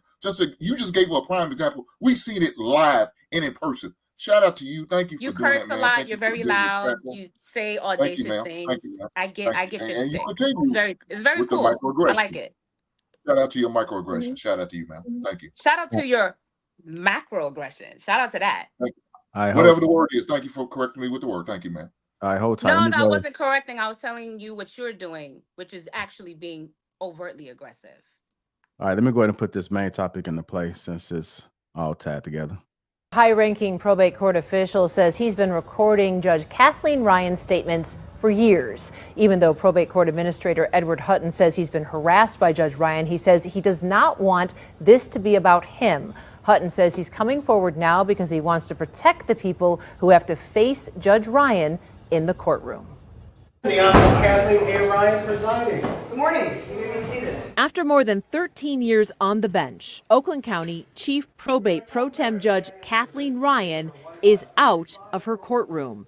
Chief Probate Judge Linda Hallmark removed Judge Ryan from her docket last week, announcing that a complaint about internal allegations of unprofessional conduct was sent to the Judicial Tenure Commission. Judge Ryan was arrested in 2021 for domestic violence, but those charges were later dismissed. And now she's back in the headlines. Well, if you're black from any other country, you're doing way better. If you're an American black person, then you're a lazy piece of. The 7 investigators have obtained the recordings that county officials say prompted Judge Ryan's removal. Oh, he's just I have no use for him. She's made it a living hell in the past 6 years. I mean, it's been terrible. It's cost me relationships. I think it's affected my health. Can't sleep. Attorney Edward Hutton is the Oakland County Probate Court Administrator. He's in charge of running everything that's not under the judge's purview inside one of the state's largest probate courts. Hutton alleges Judge Ryan has been calling him both during work and after hours for years. And Hutton says during those hours and hours of calls, Judge Ryan said highly inappropriate things. Why did you start recording the calls? I just felt like it wasn't going to change. Nothing's manipulated in it. It's conversations that I was a part of, and I'm absolutely willing to testify to the authenticity of every single one of them. I can honestly say that. Okay, I'm not systemically racist. I'm a new racist. I never was, but now I am because you're shoving the down my throat and making allegations that you don't know about. You're telling me who I am, and you've never met me. You. You. Hutton says the judge also used homophobic slurs about other elected officials. You know. And that's not all. A lot of times they were conversations about sexual encounters that she's having with various individuals. I mean, in intimate detail. Hutton says for years he felt like he had to play along, and he says for years he was afraid to speak up. I didn't want to lose my job, and I didn't want to be in her crosshairs. It's such a David and Goliath situation. I don't have the power. I'm not elected. I could get fired tomorrow. All right. I bet you that lady started off as the little white girl in the classroom, and now she's the judge. So just wanted to point that out. Do y'all know what the judicial tenure is? The Judicial Tenure Commission is. Does anybody know what that is? Since we up here talking.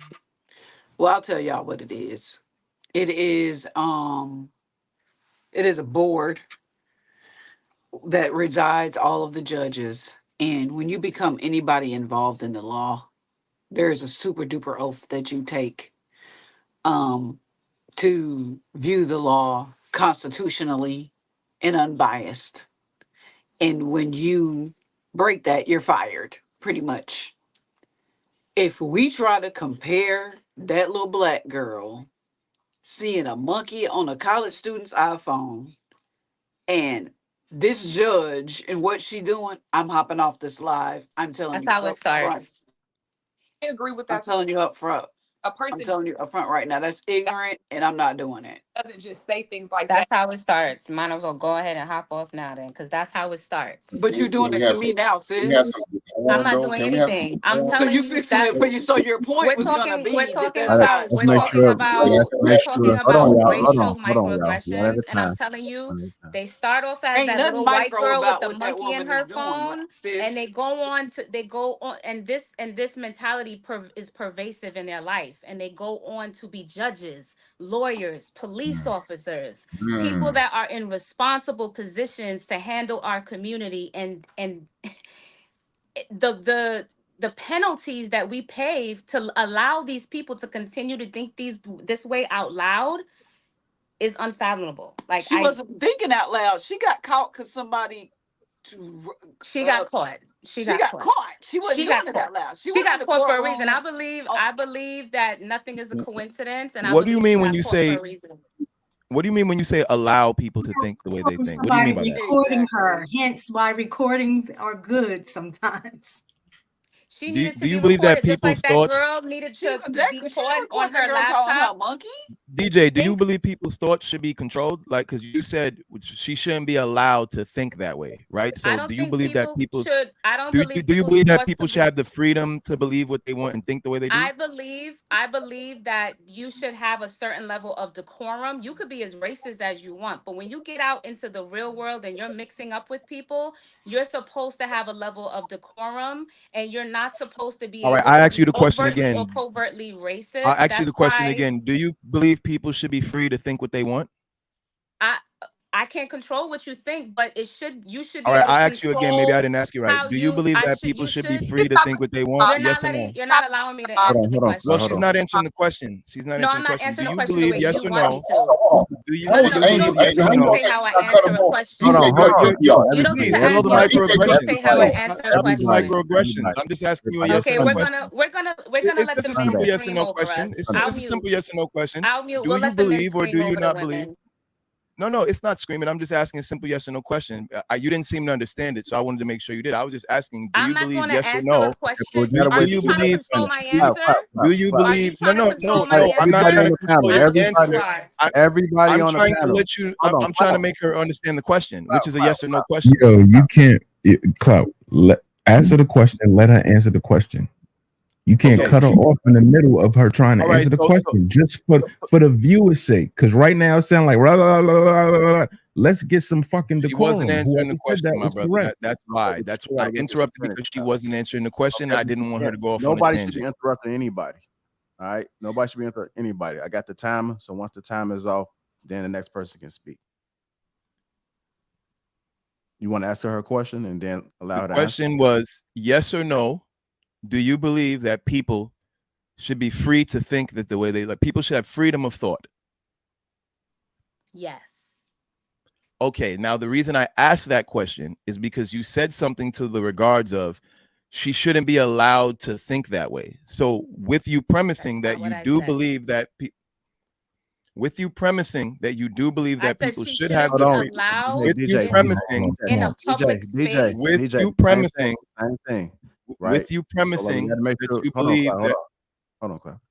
We got to make sure we respect each other. So if you asking for grace, then you got to give him grace as well. I said one answer, I know, and but then I should be allowed to expound on that because he's putting words in my mouth. Right, but the same courtesy that you were asking for from him, you have to practice that as well. So right, but he asked me a question. I should be allowed to expound on my answer. Just because I gave him the no answer doesn't mean that I'm finished answering the question. Especially if he's going to. But Howard, it's a yes or no question. So if you gave the answer no, which is one of the multiple choices, and that means you've answered.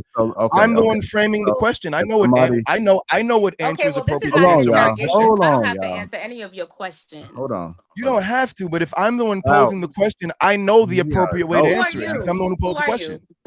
Who are you? The person who posed the question, obviously. And I'm the person that doesn't have to answer it. I don't talk to men. You didn't have to, but you chose to answer it. Clout. I don't know why you're upset that you chose to answer it. Clout and DJ. Very much like your name. Clout and DJ. Very not Michael. You're so creative and original. Microaggression. No, that was a macro there. That was a macro. I don't know why you're so upset. He was right. This is what I just don't talk to men like this. Talking about this, man.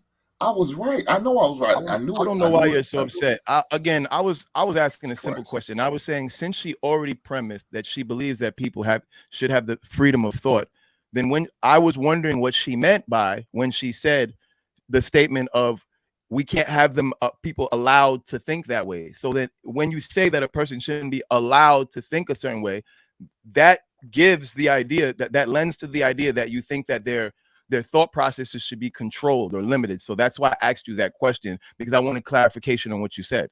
I wasn't putting no words in your mouth. I asked you a question to ask you another one for clarification and understanding. But y'all got so upset before you even gave me the opportunity to ask a question.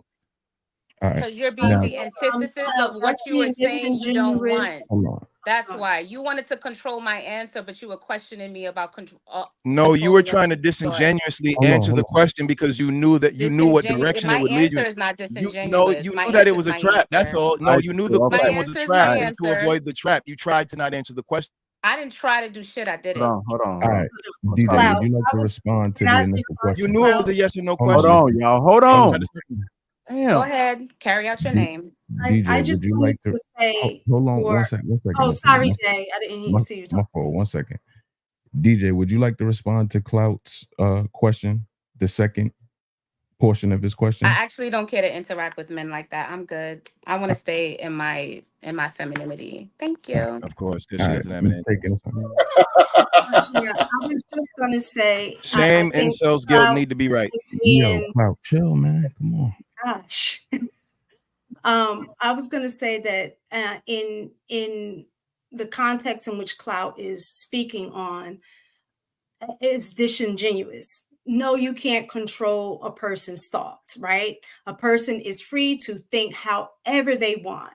However, the difference is when you're in a position that is going to impact somebody else's life based on the biases and the way that you think, then that is something totally different. So a judge having specific thoughts, let's say about a group of people or things like that, that will impact the certain decisions that she make that can impact that person's life. So if she doesn't like Black people and think Black people are lazy and all of these other things, when a case comes before her that's in relation to the way that she thinks about Black people, that is going to impact that person's life.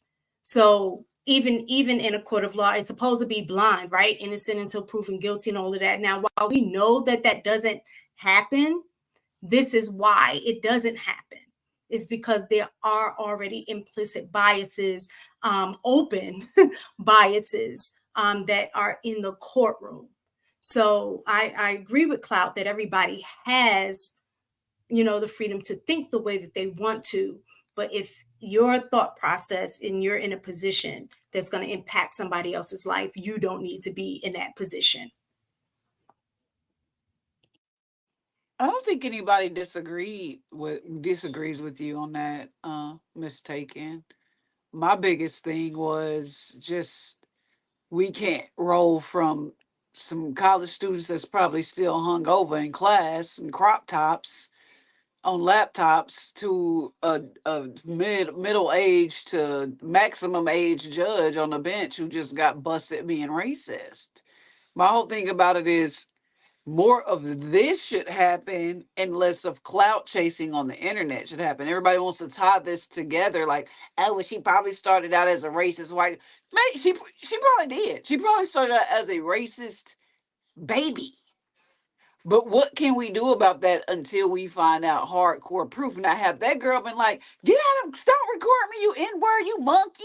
That'd have been a whole different situation. This girl's packing the class. She said, do you know who I am?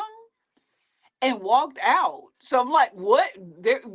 We're not going to roll this over into a judge like they don't have their own oath when they accept a job. That girl ain't took an oath but anything but to go to college because her dad told her she had to, and to drink every night and eat free pizza at every event at her college. She ain't signed no oaths unless she part of a sorority. But other than that, this judge is out of college. She been out of college from what it looked like. She is taken an oath, signed an oath, several, because she had to be an attorney before she became a judge. So we can't compare apples and oranges. This is not the same. Yeah, get that judge up out of there. But stay out of that little white girl's phone or laptop in your classroom. These aren't the same. Furthermore, her own people turned her in. That was a white dude that recorded her. Would we do the same thing? I don't think she was saying that was the same. I think she was No, saying we about tried it because I said we about that no snitching. We're about no snitching. We're about that culture. I You know said that if we bullshit. try to compare these two, that I was hopping off this live because, and I'm giving you a reason why the last conversation and this conversation need to be totally separate. Because if it's like, man, I don't, that's that whining mentality, and I ain't got time for it. I could be watching football and doing some ribs and or something because that it doesn't even add up. And just because Clout is saying it in a mean way, don't make him wrong either. Because the fact of the matter is, if you going around looking for people to please you instead of working on yourself and in your life, that's your problem. That's your low self-esteem. But when you got somebody in office that's taking an oath to do things correctly, and she on recordings doing stuff like this, yeah, get her up out of there. My But we thing talking about is, micro versus throwing black people in jail for nothing. Come on, man. You seeing a monkey on the screen versus a judge that's racist and a bigot. I'm okay, sorry. Like, these conversations don't go together. That's all I'm it, it, saying. it does if you're looking for the common thread that happens. Miss Taken, So I hold respect on, you hold so on. much, sis. Okay, let me just finish. There was a pause. So when we're looking at in which we talk about home rearing, child rearing, what they learn in a home, they end up bringing into the school system. They bring up, and so if we're looking at a situation where a girl is racist, and these are her thoughts, right? And she's in school, she's amongst other Black people, and then she's gonna grow up and into the workforce where she's also going to be interacting with other white people.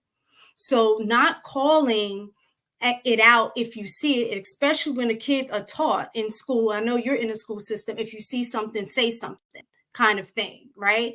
So she saw that, oh, shoot, she calling Black people or got a group called, cotton picking monkeys or whatever. And we know that that term is associated with Black people and the negative stereotypes that come along with that, right? So she calls it out. Whether how she saw it or the fact that she saw it, I don't agree with Clout with if I go looking for it and I find it, that doesn't disregard that the disrespectful behavior occurred. Just because you look for it and found it, I shouldn't have been able to find something anyway. You know what I'm saying? If you weren't doing something wrong to begin with, right? So the fact that she was already in that mind frame about Black people, when she goes out into the workplace with those same mindset and other Black people have to work with her, that can put the Black people in positions where they are not at their best because they feel uncomfortable with the way that she's interacting with them. You know what I'm saying? So it does impact you in different ways. So I think that was what the common thread was, is that she's going to grow up to end up being a judge, and thinking this way about certain groups of people, which will then impact them later on. That's assumptive, but what is the end result then? Like, they just got this woman taken off the bench. What is the result of her reporting seeing a monkey on a college student that's just trying to go to school and probably entertaining her friends and making Well, Black well, jokes? Cookie. Okay, this is the HR 20 years HR experience here. Okay, you don't have to look for anything to come across something disrespectful in a public environment. No. If they were in a workplace and I in the cafeteria and I walk past and see that, yeah, I'm gonna say something because I don't want to see that at work, and I saw it because you showing it at work. And people get fired for that. I've fired a lot of people for inappropriately sharing things to other people that somebody else saw. And guess what? The white ones are the main ones that tell every time. I They're the ones that come to understand. HR every time. I saw her on her phone this. I saw them in the cafeteria on this. They was on their computer like all the time. And because they saw it, you're responsible because you signed an employee handbook code of conduct. It's not appropriate to do anything that can be offensive to anybody if they saw it, whether you intended for them to see it or not. So in I get that, general, sis. it's understandable why she said something. But my thing about it, I'm still trying to figure out what in the college setting was this girl trying to get accomplished. She says, "Oh, don't y'all stop blowing it up, yeah." What was she trying to get accomplished? If y'all can give me a straightforward answer. Because the girl didn't attack her. Well, if I was going to college and I feel like that somebody that I'm going to school with is congregating in a group that's racist, I don't want to be around them because I might say something. I might do something on my own. So let me handle it another way. And I'm going to say something because look, y'all got somebody congregating racist activity on this campus. I pay my money here to get education. So yeah, I'm going to say something. So I want to You say report that it, but do you record it and upload it to the internet? What racism did that Nah, accomplish? that's that Like, new age stuff. I don't got time to record nothing. If I catch it, I catch it. That's that new age you stuff. can write Like, a report, you can put them pause on it, but my thing about it is this new age, y'all are missing my whole point, the whole show. What are we recording things for? If she It didn't was catch for the her in the impact. act, It was for the impact. I think that I'm making this up, but that's probably why she did that, was no, to it was get for an her impact impact, and for her reaction. popularity. She didn't care about whether Becky Yeah, was. exactly. It was She for didn't care her. about It's what not happened to that hers. It girl. was for her clout. Let's be for real about this. She did not care if that girl got in trouble or not. She said, "Ooh, I can use this to get more followers." And if y'all don't know that and believe that about, Probably. man, please, I'm sorry. Now, I'm Not calling now, saying that that was cat right that out. she did I it want to ask a because of that, question. but if you want to know why she did yeah, it, it was probably for her to get more clout and for her to get more followers and for her to make an impact. Not saying that it was okay, but if you're asking why, it was most likely because of the impact that and the reaction that she was going to get from it. Let me tell let my me ask, story. let me ask something Go real ahead, quick. you got it. Say if they do find out, like, okay, they go and they find out that they have a group chat. I didn't get to speak on this earlier, but say if they do find out, there's a cotton picker group chat or whatever, what do you think? Do you think she should be kicked out of school for that? That's a question for the panel. Do y'all say if it's proven there's a group chat, she's a she has a cotton picker group chat with all these people, do you think they should be expelled for that?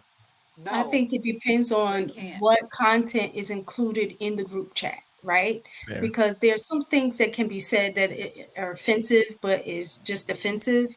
But like when you have like people like now, students can get kicked out of school just for the mere threat of trying to say that they're going to blow up the school, even if they're just like angry and they're joking around, right? They literally can get kicked out of school for that because they take those things seriously, right?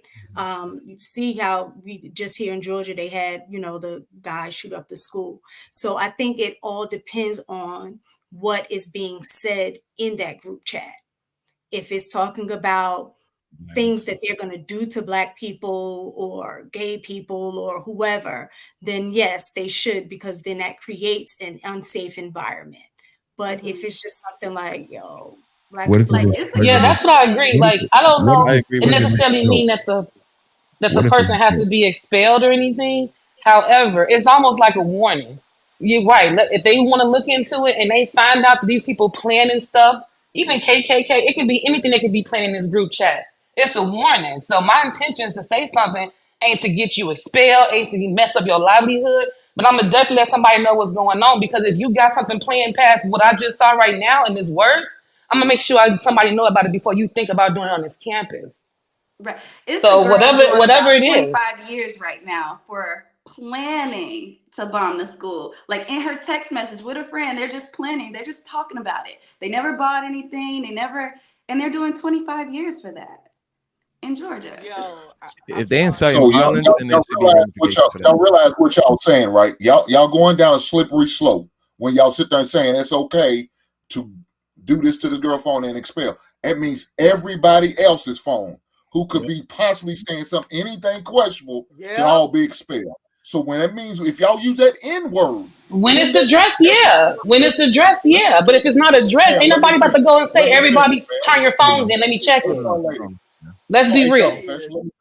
Let me I finish, wanted HR that question professional. too, but So if that means y'all using the N word in there, they might consider that racism, and knowing that's against the student handbook, you're gonna be expelled. Is that what we want?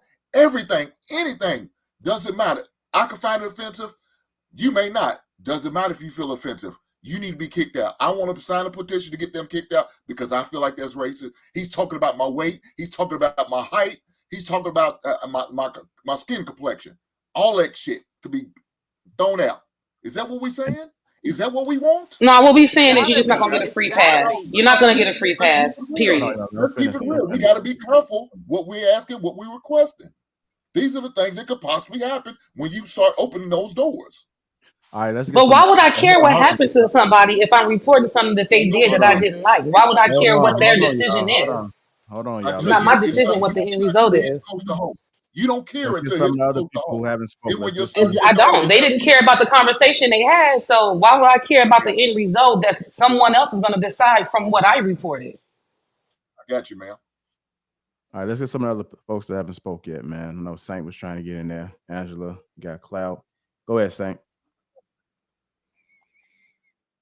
I'm really taking this all in and considering what everyone's saying. I just think that people, like he said, people can think what they want to think, but it's still our responsibility to make it an environment where other people can function and thrive. You know what I'm saying? Like that can affect the performance of other people. I don't know what they should do about like if you have that group chat, it's just keeping it personal. I just don't know what to say about this situation, y'all. It's so much. Somebody else can go No, ahead. go ahead, Saint. Go Just ahead. real quick, please. And then Go ahead. Okay, somebody in the comments, it said the perfect thing, and it was what I was thinking. Johnny K said, in that logic, if a girl twerks on a college campus and I don't like it, I should report inappropriate sexual behavior, and I don't want those people next to me or on campus. So we That's twerking silly. You at should the delete we that. Tell twerking them to at delete the that. That was silly. tailgate. No, it's not. We twerking at the tailgate, and that offends somebody. What if I'm Christian You and I gotta find that know what's offensive to my appropriate in religion? different That's situations. sexual harassment. So that's where we going. That's why everybody keeps saying that at this point, y'all Microaggression do on my realize religion. what door you're No, opening. we're not. We're talking about racism, not somebody twerking that everybody do on a daily You basis We're in a talking about club, at a microaggression. party. separate them though. Period. What It about was marriage? never addressed that twerking was inappropriate, that you can offend someone and get in trouble. But it definitely has been reported that racism and any type of inappropriate acts We talked about towards that in another race or microaggression. person is inappropriate to where, yeah, you can get sanctions for it. You can't get no No, sanctions for twerking. All right, you don't like it, leave the place. Don't look. Well, if part you of don't what like was looking at mentioned the about race thing on the phone, microaggressions don't look. had You to say do the same thing about her phone. not respecting people's religion, right? That was part of microaggression. So it's part of someone's religion is that they don't want to see nudity, they don't want to see somebody dressed a certain way, and you're dressed immodestly. Technically, you're encroaching upon their religion. That's a microaggression against their We're in religion. America. We can wear whatever we want.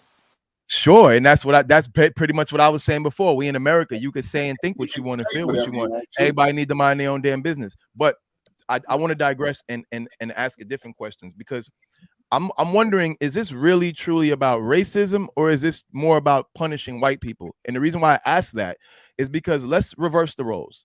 Let's say it was a bunch of black students at a HBCU, and let's say it was a white student who didn't fit in on campus, and they were shimmying past all the black students, and all the black students were looking at them like, what's this white girl doing at this HBCU? And what happens if when she sit down, she looks over to one of the group chat, and one of the group chat was saying, oh, you know, this girl smell like a wet dog. You know, white people got that white people smell. Oh yeah, she probably eat mayonnaise sandwiches for lunch. Now imagine if that's what she sees in the group chat. Will the women who are so offended in the other scenario, will they be equally as angry at the seething racism, or will they find those jokes funny because they're more culturally aligned to them? So that's my thing. I feel like we try to make this Sir, like it's a I genuine said that even white people are the ones that tell the Please most. stop interrupting me. Please stop interrupting me. We try But I to thought you was act as wrapping though it up because you was kind of done with your I'll point. land. Go ahead. I'll land soon, but we try to act like this is a genuine conversation about racism in general, when it's really more so about the racism that we prefer. Well, we don't like when white people are racist, but if it was black people making jokes on white people, we'd be cackling and laughing and everything would be cool. And if any suggested that someone who said white people eat mayonnaise sandwiches should be kicked out of school, we would find that laughable, wouldn't we? If somebody suggested that someone who, if somebody suggested that Marlon and the Wayans brothers should all their movies should be taken down because that's whiteface and we're disrespecting white people, we would laugh at that idea. So to me, it's No, we're disingenuous. not. It's like if you have a problem with racism, it has to be across the board. If you don't like racism, don't like it for nobody. But if you're just gonna be selective and feel like, oh, this white girl should be punished, but I'm okay with making fun of white people on Twitter, then you're not being real. All right, Well, let me just let it be known that I said, and I quote, like everybody do it, okay? I don't care who it was. I don't really care if it was white, black, Asian, Targaryen. I don't care. If somebody want to complain about something that they felt inappropriate with, yes, everybody is equally right to complain. And trust me, they do. So to make your point, I know years of experience. They're the main ones that always address when us black people say stuff like cracker or, you know what I'm saying, wetbacks and all stuff like that. Yes, all those things, people complain, even Mexicans too. So yeah, I'm completely transparent across the board. I don't care who it is. All right, let's get Angela in there. You're on mute, just so you know.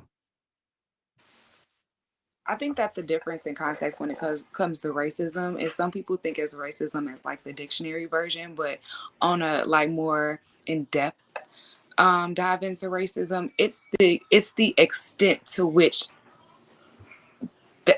we've gone through and how much was taken versus the impact of somebody saying cracker or wetback. It doesn't equate because of the history and the experience and the effect on the groups of people and who had power and who still doesn't, as a entirety or as a whole have the same level of power that they have.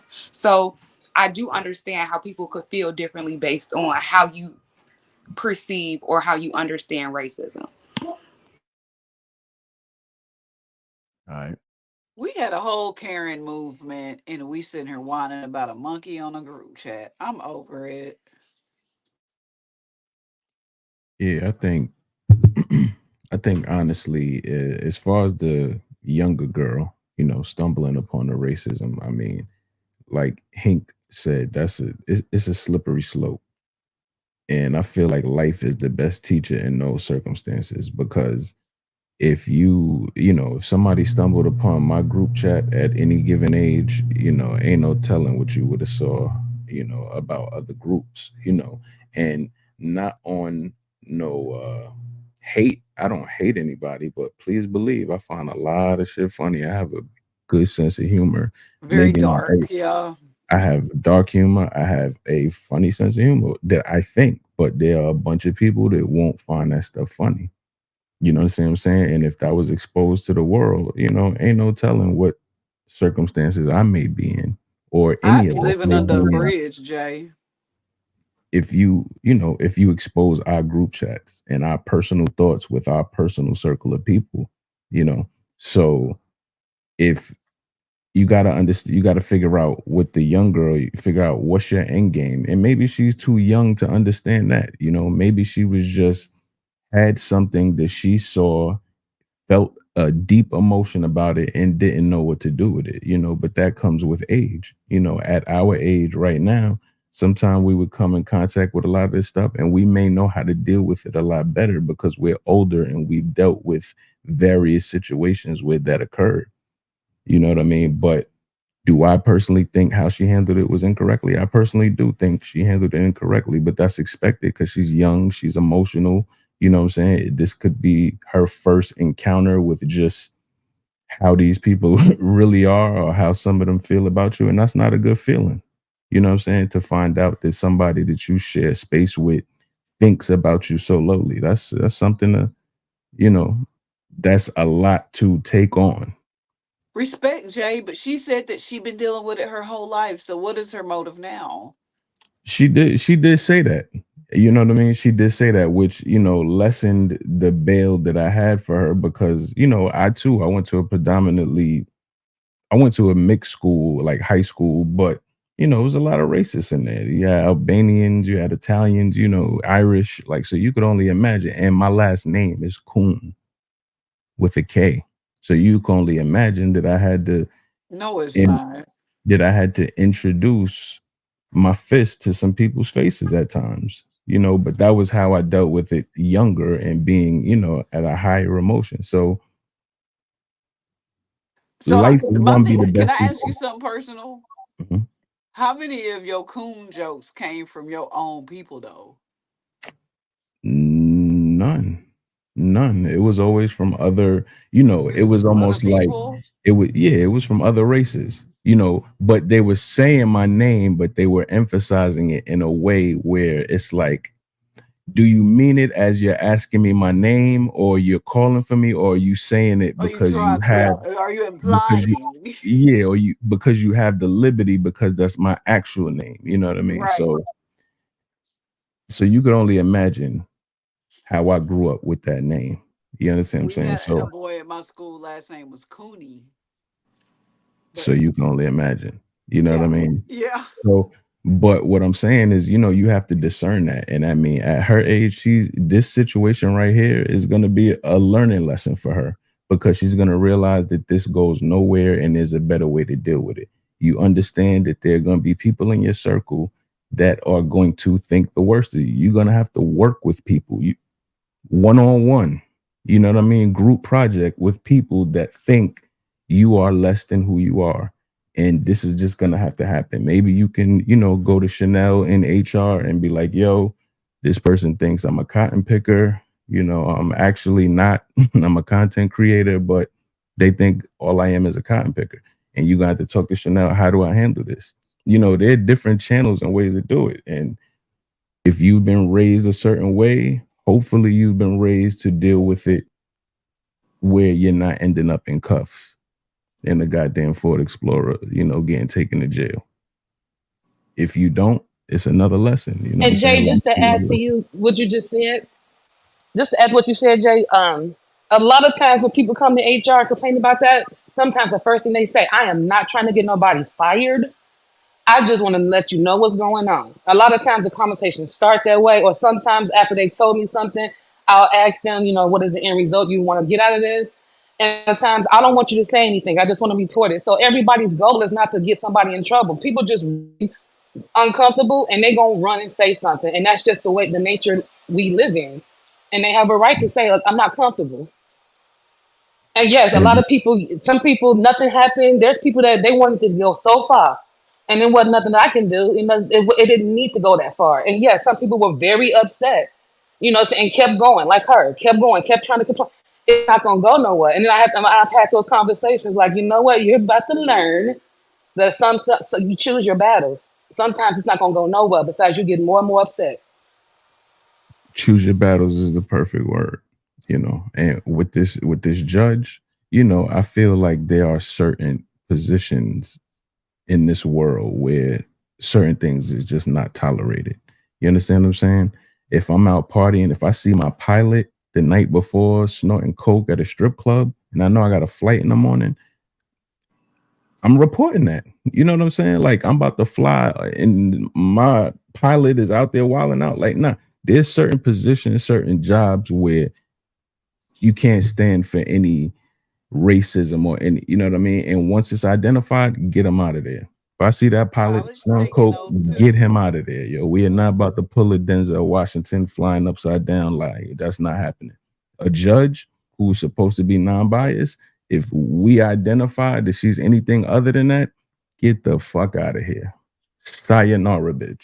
You know what I'm So saying? really, really quick, I just wanted to add, like, I heard Karen's being brought up, but the thing I think the important distinction to make is that Karens are usually middle class white women that can weaponize their tears and weaponize them in a dangerous way against black people. That's very different, from somebody not liking you. It's just the difference between discrimination and racism, because racism is built on power.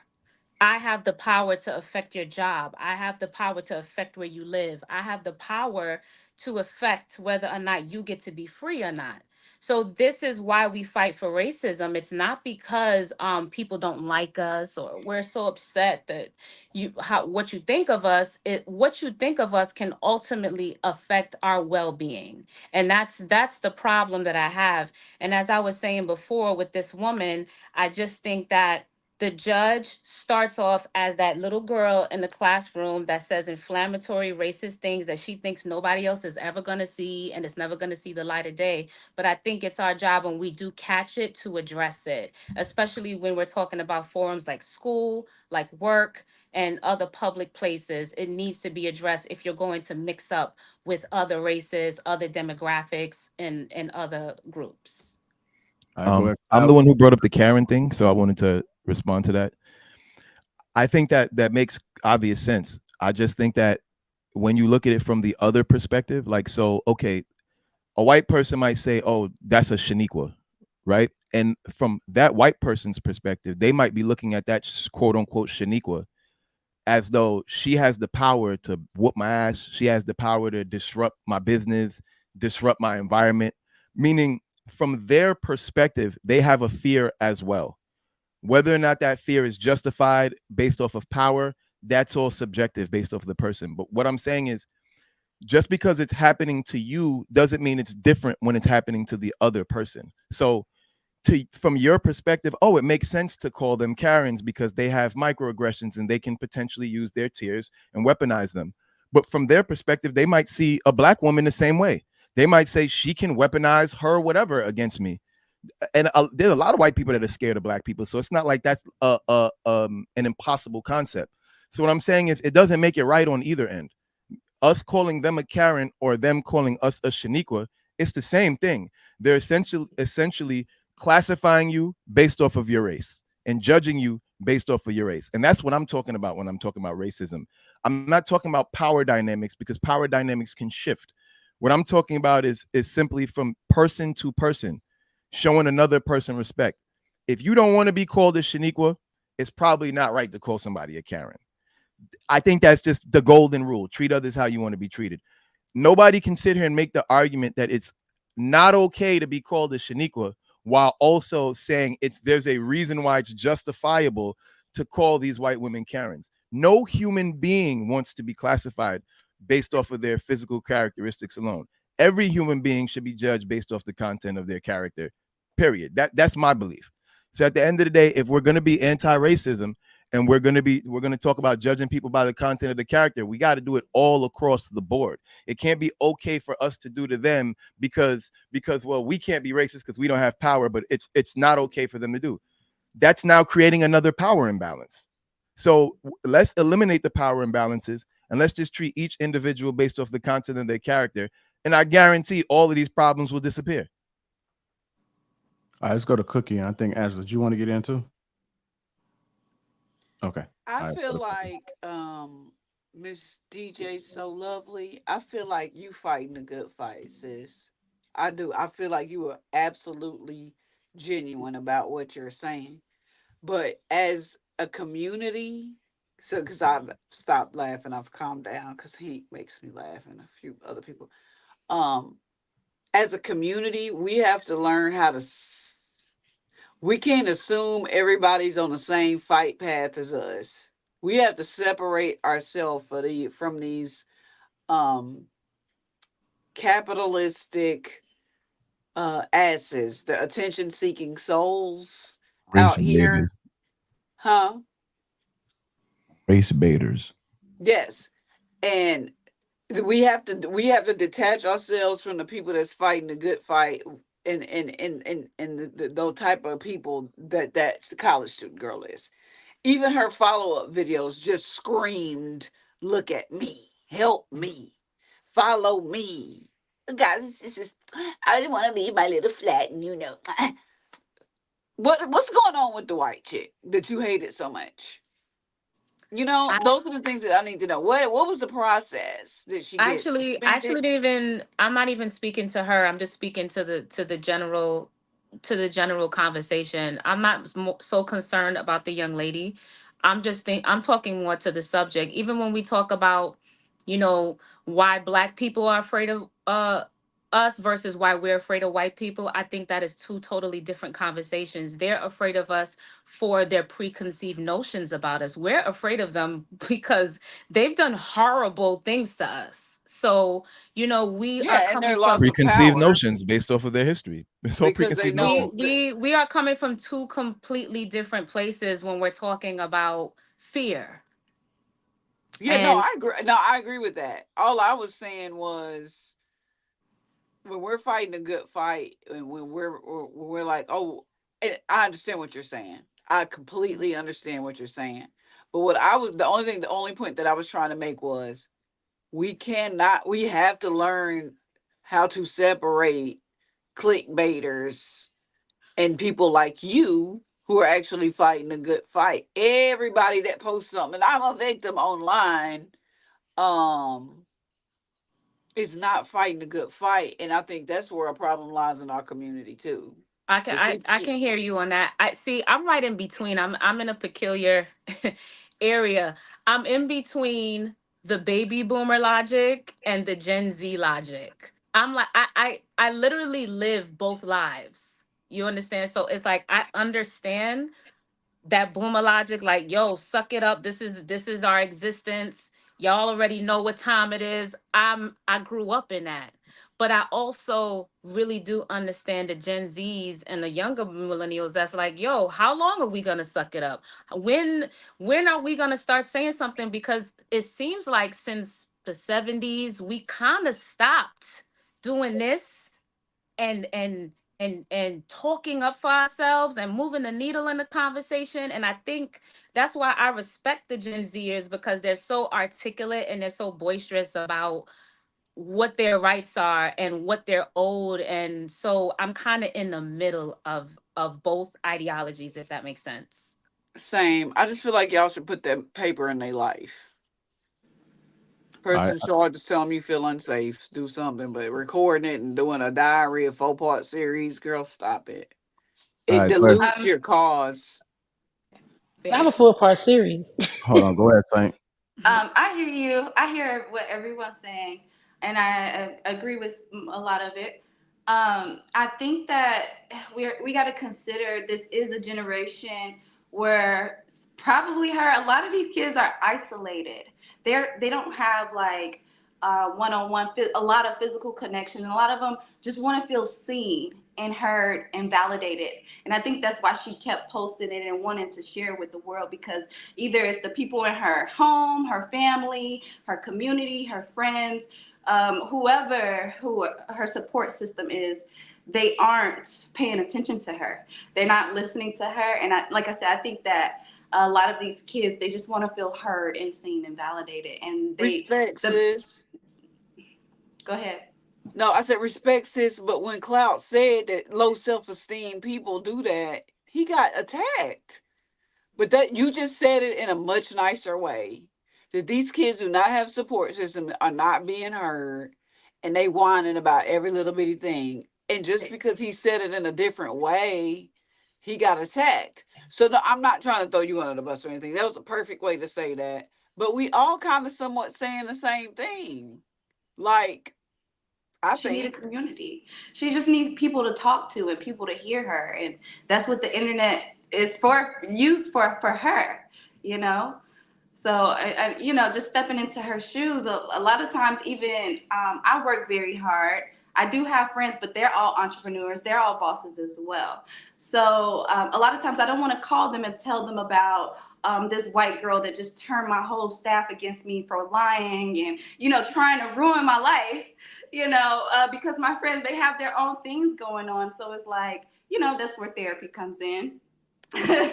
But like I said, a lot of times a lot of kids just want to feel validated. That's why the phones are pulled out and they go to telling their stories and what's going on. Guess she just want people to come in and what's the word? What's the word I'm talking? Camaraderie. Yeah. She just want people to join in on a conversation with her. She just wants somebody to talk to and feel her and see her. That's all. That's why I think she recorded it. So the white lady at your job tried to turn your employees and your staff against you? Yeah, so she said that her mom name is Karen, and her mom acts just like a Karen, right? And she's my team lead. So And she said, even sometimes, she told me this. She's like, even sometimes I can act like a Karen too. And what I did, noted. You know what I'm saying? Let me stay away from this girl. But she still was like, she lied. And so and she was like, doing this and doing that. And I said, like, having certain conversations. And then all I said was, well, who am I having these conversations with? Nobody could say anything. Well, who am I? What did I say? What about who? Nobody could say anything. So it all came out that this girl was lying on me. So I was like, when I see her in the streets, but I ain't about that life for real. You couldn't get that cracker fired? Yeah, but I had like, it was a school year, at the end of the school year, so I had like 3 more weeks left, and I wanted to quit. At that day, I was like, all right, I'm not coming back tomorrow. Y'all can find somebody else to lead this team, because I led everybody to a raise. And so I was a Black woman. She was offered the position in the beginning, but she turned it down. So I just came into the company. They said, Lareese, you're going to be the manager over this school, over this program, and that one. And then, but she's like, I don't trust her. She's not going to leave. Like, she did not like me. And I didn't know this girl. But I turned this school upside down. All the parents, all the teachers came to me like, Lareese, you did. But they had to tell me in secret too. They had to whisper, like, we've never seen anything like this before. But they couldn't like express it because it's a racist school.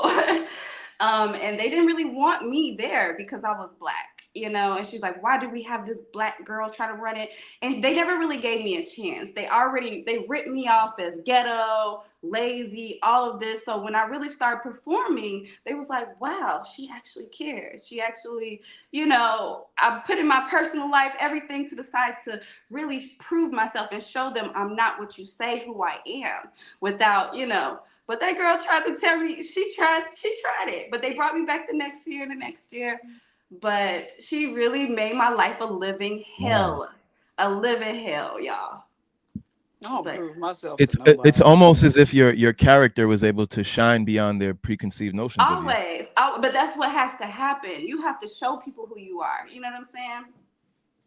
But that's because I wanted that check. It was about my money and, trying to take care of myself. So I had to maneuver that situation by just showing up and being the person that I am versus who she was trying to paint me out to be. She doesn't care about these kids. She don't care about this and da-da-da. I'm like, girl, go sit down. I have a question for you, Saint. Do you feel as though do you feel like you sticking through that, like that tension and like showing them your character, do you feel like that has had an impact or could have possibly had an impact on the way that specific group of people might view Black people in the future?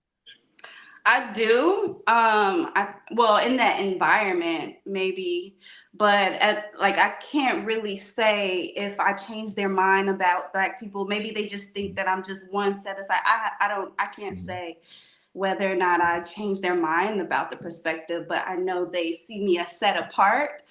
But they now I feel like they'll give more people a chance, to prove themselves or show that I am worthy. You know what I'm saying? That's dope.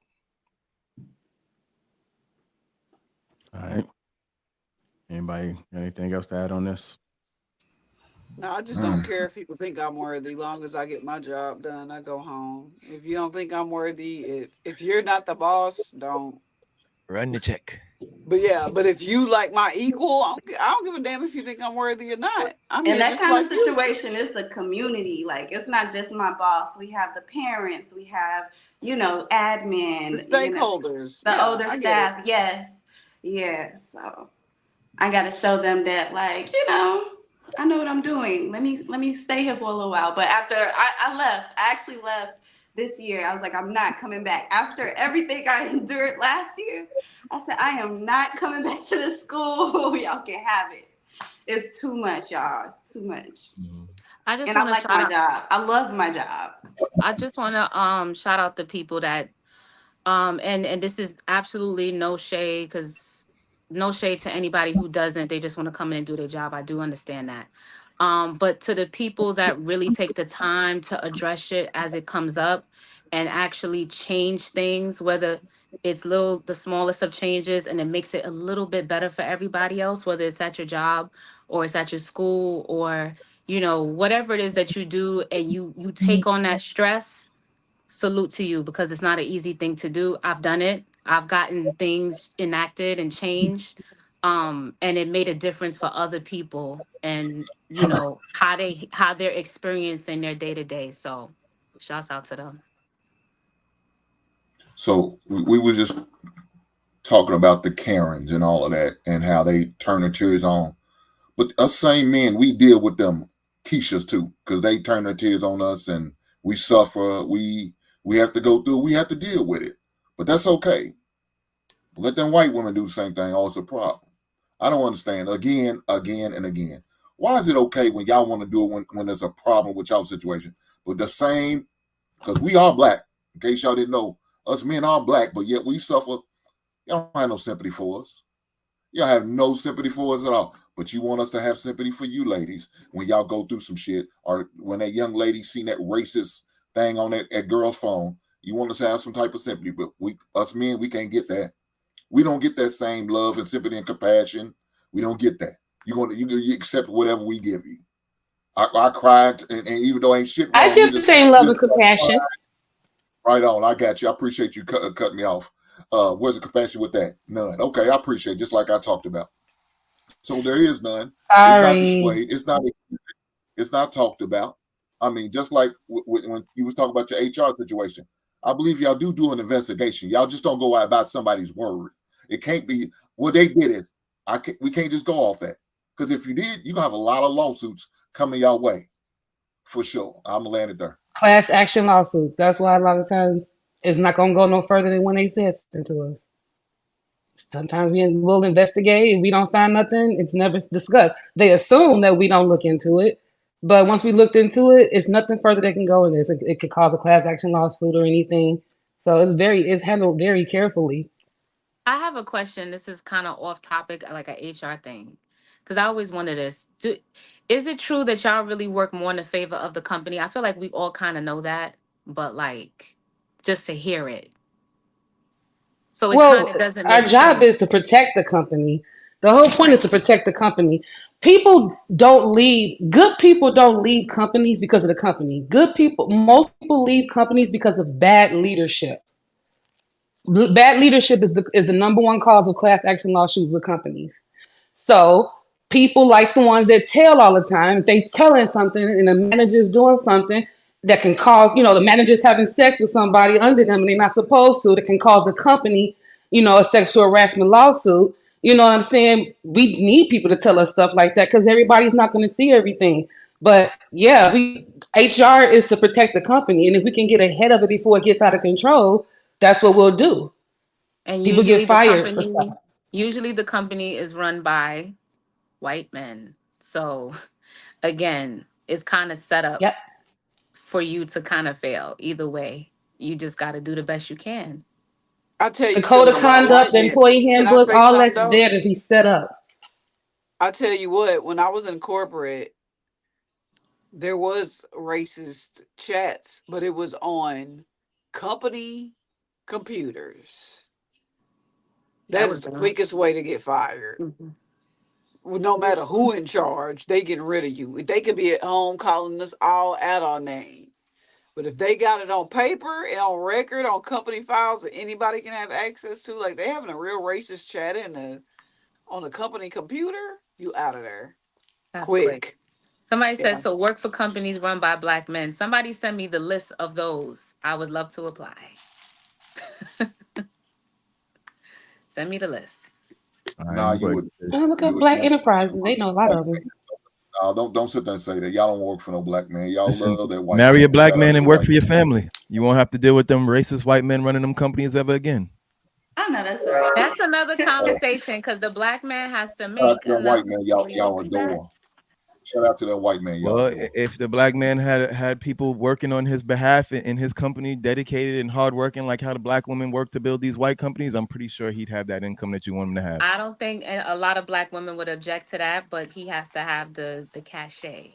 to do that. Yeah, to Angela retire. gonna go for Again, that. again, Work for that white man. cash is Oh, cash he's is right. built. He's right. Cash is built through work. Cash is built through work. So Angela slave you for know that what I'm white man. Yes, Mr. White Man. Yeah, send a list.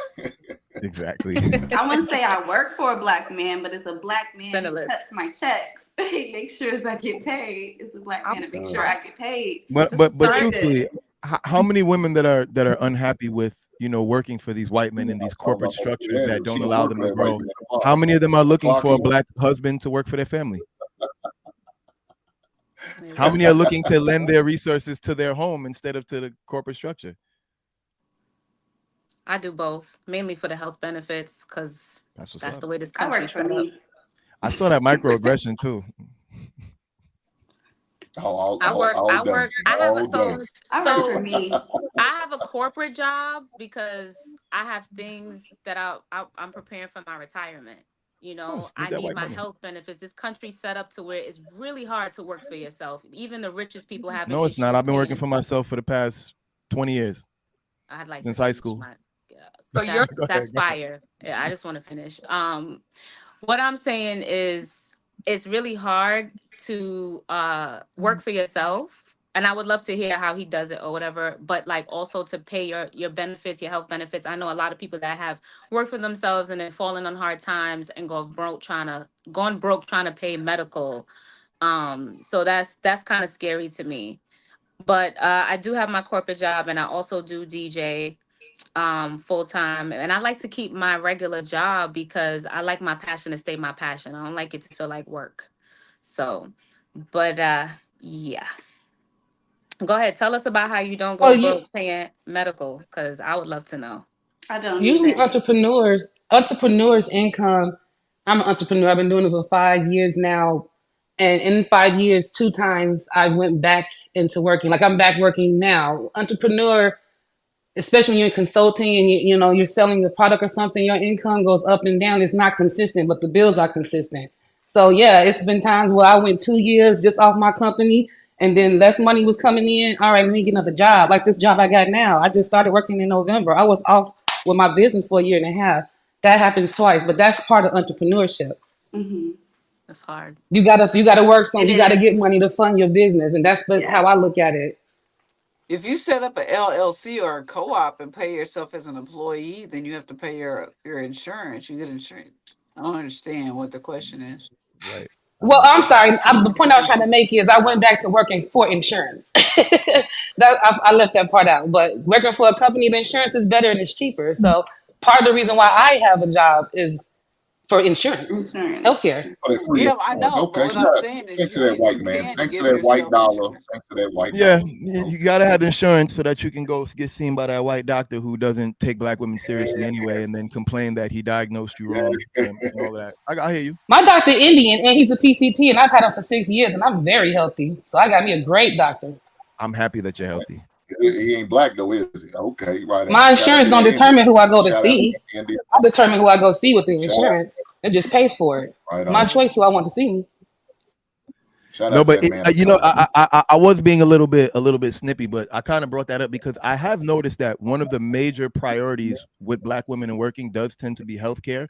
But then I also hear so many black women complain that the healthcare system is like racist and rigged against them. So it makes me wonder, like, well, if the healthcare system is so racist and rigged against you and the nurses don't listen to you and they feel like black women don't feel pain and all that stuff, all those things I've heard, then why be so adamant on centering your career around the medical, like around your medical decisions? You get what I'm saying? Like, why not center your career around something that's more centered around your community?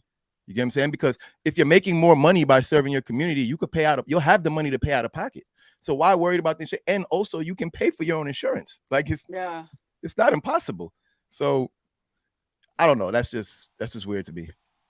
Yeah, anybody can pay for their own insurance, but I mean, if you know the breakdown on how much it costs for premiums and everything, and you have room to make money and somebody else pay your premium while you pay your deductible, it's a very big difference in having your own insurance. Huge. That's why you have your company. Very big difference. Huge. Exactly.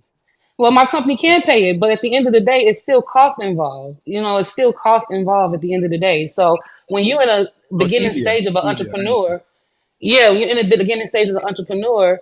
I've been on both ends. I've negotiated healthcare contracts for Fortune 500 companies, and I've negotiated contracts for my consulting. I got entrepreneurs that only got 2 and 3 employees. I've helped them get healthcare. They looking like, dang, you know, and it's almost cheap if I just pay them extra money on their check and let them pay for insurance. It's just all the insurance game. Period is a money grabber, and it's gonna cut you whether it's from your business or from another company. It's up to you how you want to play the game and get it. Hey, Period. y'all better go But to it's that like, marketplace before they take it away. to me, it's interesting though, because it's like choosing our struggle, right? And it seems as though 9 times out of 10 we would rather things be less, more affordable or whatever. Like we'd rather struggle with the racist power structure and dealing with them than struggle financially to figure it out on our own. And that's the part that's confusing for me, because again, everyone here has talked extensively about racism and its impact, yet whenever suggestions are made to separate from the white power structure, there seems to always be resistance. Like this, again, the girl who's complaining literally chose a predominantly white school. So it's like, well, you chose to go somewhere where people were less likely to understand you, and then you feel like you don't fit in. And it's like, well, that's what happens when you go places where people mostly don't look like you and don't share your cultural values and your religious values and things like that. Yeah, like sis, they don't. Why not go to, you know, a black HBCU, or why not put your money into, you know, shadowing under someone in the career field that a black person in the career field that you want to work in. You know, there's a lot of different ways to get an education, a lot of different ways to gain skills. And it just seems as though like the easy answer is always the one we go with, which is like, oh, well, sure, we're going to say these white people are racist, but let's go to them to get their money, to get our money, and to get all our resources and everything that we need to build our community with. Because they set it up. They set it up that way. They set it up to where they don't respect the school in our resume unless it rings certain bells. It's a certain institution. It's a certain. It's Yeah, of but a that's because the certain. resume is going to a white job. Okay, But yeah, you're right. Have a lot to say. You're right. I interrupted you. My bad. I Now, interrupted you. I ain't gonna lie. I've been up Hold with on. I you. don't think she was finished. I interrupted her. It's My fine. bad. My bad. It's fine. Go ahead. I've Y'all been Please up with continue. you. I did interrupt you. I apologize. Y'all got it. Cloud, I've been up with you the whole show, but I'm gonna say this because I know firsthand. My daughter grew up like me, little Disney princess, and she chose to go to HBCU. I did not. I went to Louisiana State, so I was at a PWI. She went to HBCU, and me and her dad both went to the same college. They're like, "Are you sure? You know, like, are you sure? Is this what you want to do?" And she was like, "Yeah." So she went. I think she got overstimulated with the culture. She came home and complained that every time she tries to study, she hears dreams and nightmares being played in the courtyard. That they never shut up. And she came home with mental health issues. Now, I'm not saying that HBCUs are not good. I think she should have left the state and went to another one. Maybe it's the one that she chose. But you have to weigh your options when you're talking about colleges, and just know your kids. Like the girl that was clout chasing, because that's what she was doing with the white chick in class, clearly stated that she grew up around white people. So going to a PWI for her was nothing, right? But even when we choose to try, and you let your kids have the freedom to choose their college that they go to, and they come back with all these complaints, it makes you wonder for a little bit. And I'm just like, you know, I think the HBCUs need to tighten up, because I'm pretty sure hers was stealing money and a whole bunch of people got fired. So just tighten it up, and we won't be so freaked out about sending our kids to HBCUs. All right. Go ahead and get to these super chats so we can go ahead and close out. As a Swift number 12 months says this network. Heart emoji, advanced perception $2 says, so what was on the laptop was racist, right? Advanced perception $5 says, it's easy to say she should be mature when we are all 30 plus. Yo, she is a young college student. We looking at it as adults like we wasn't young once. Advanced perception $2 says freedom of speech equals freedom of consequences. What consequence? And the Black Dragon File says, I think in a matter of speaking, single black women are career driven, are truly submissive and married to the white male lead corporate structure. Thank everybody that's contributed to the platform. Hit that like button. Also, make sure you subscribe to the channel. I want to thank everybody that has participated on the panel today and popped up. Thank you like you had some fun. Thank you, DJ, for popping up. Thank you for having me. Perspective is needed. Catch us on the next one. We out. All right, y'all. Happy Sunday.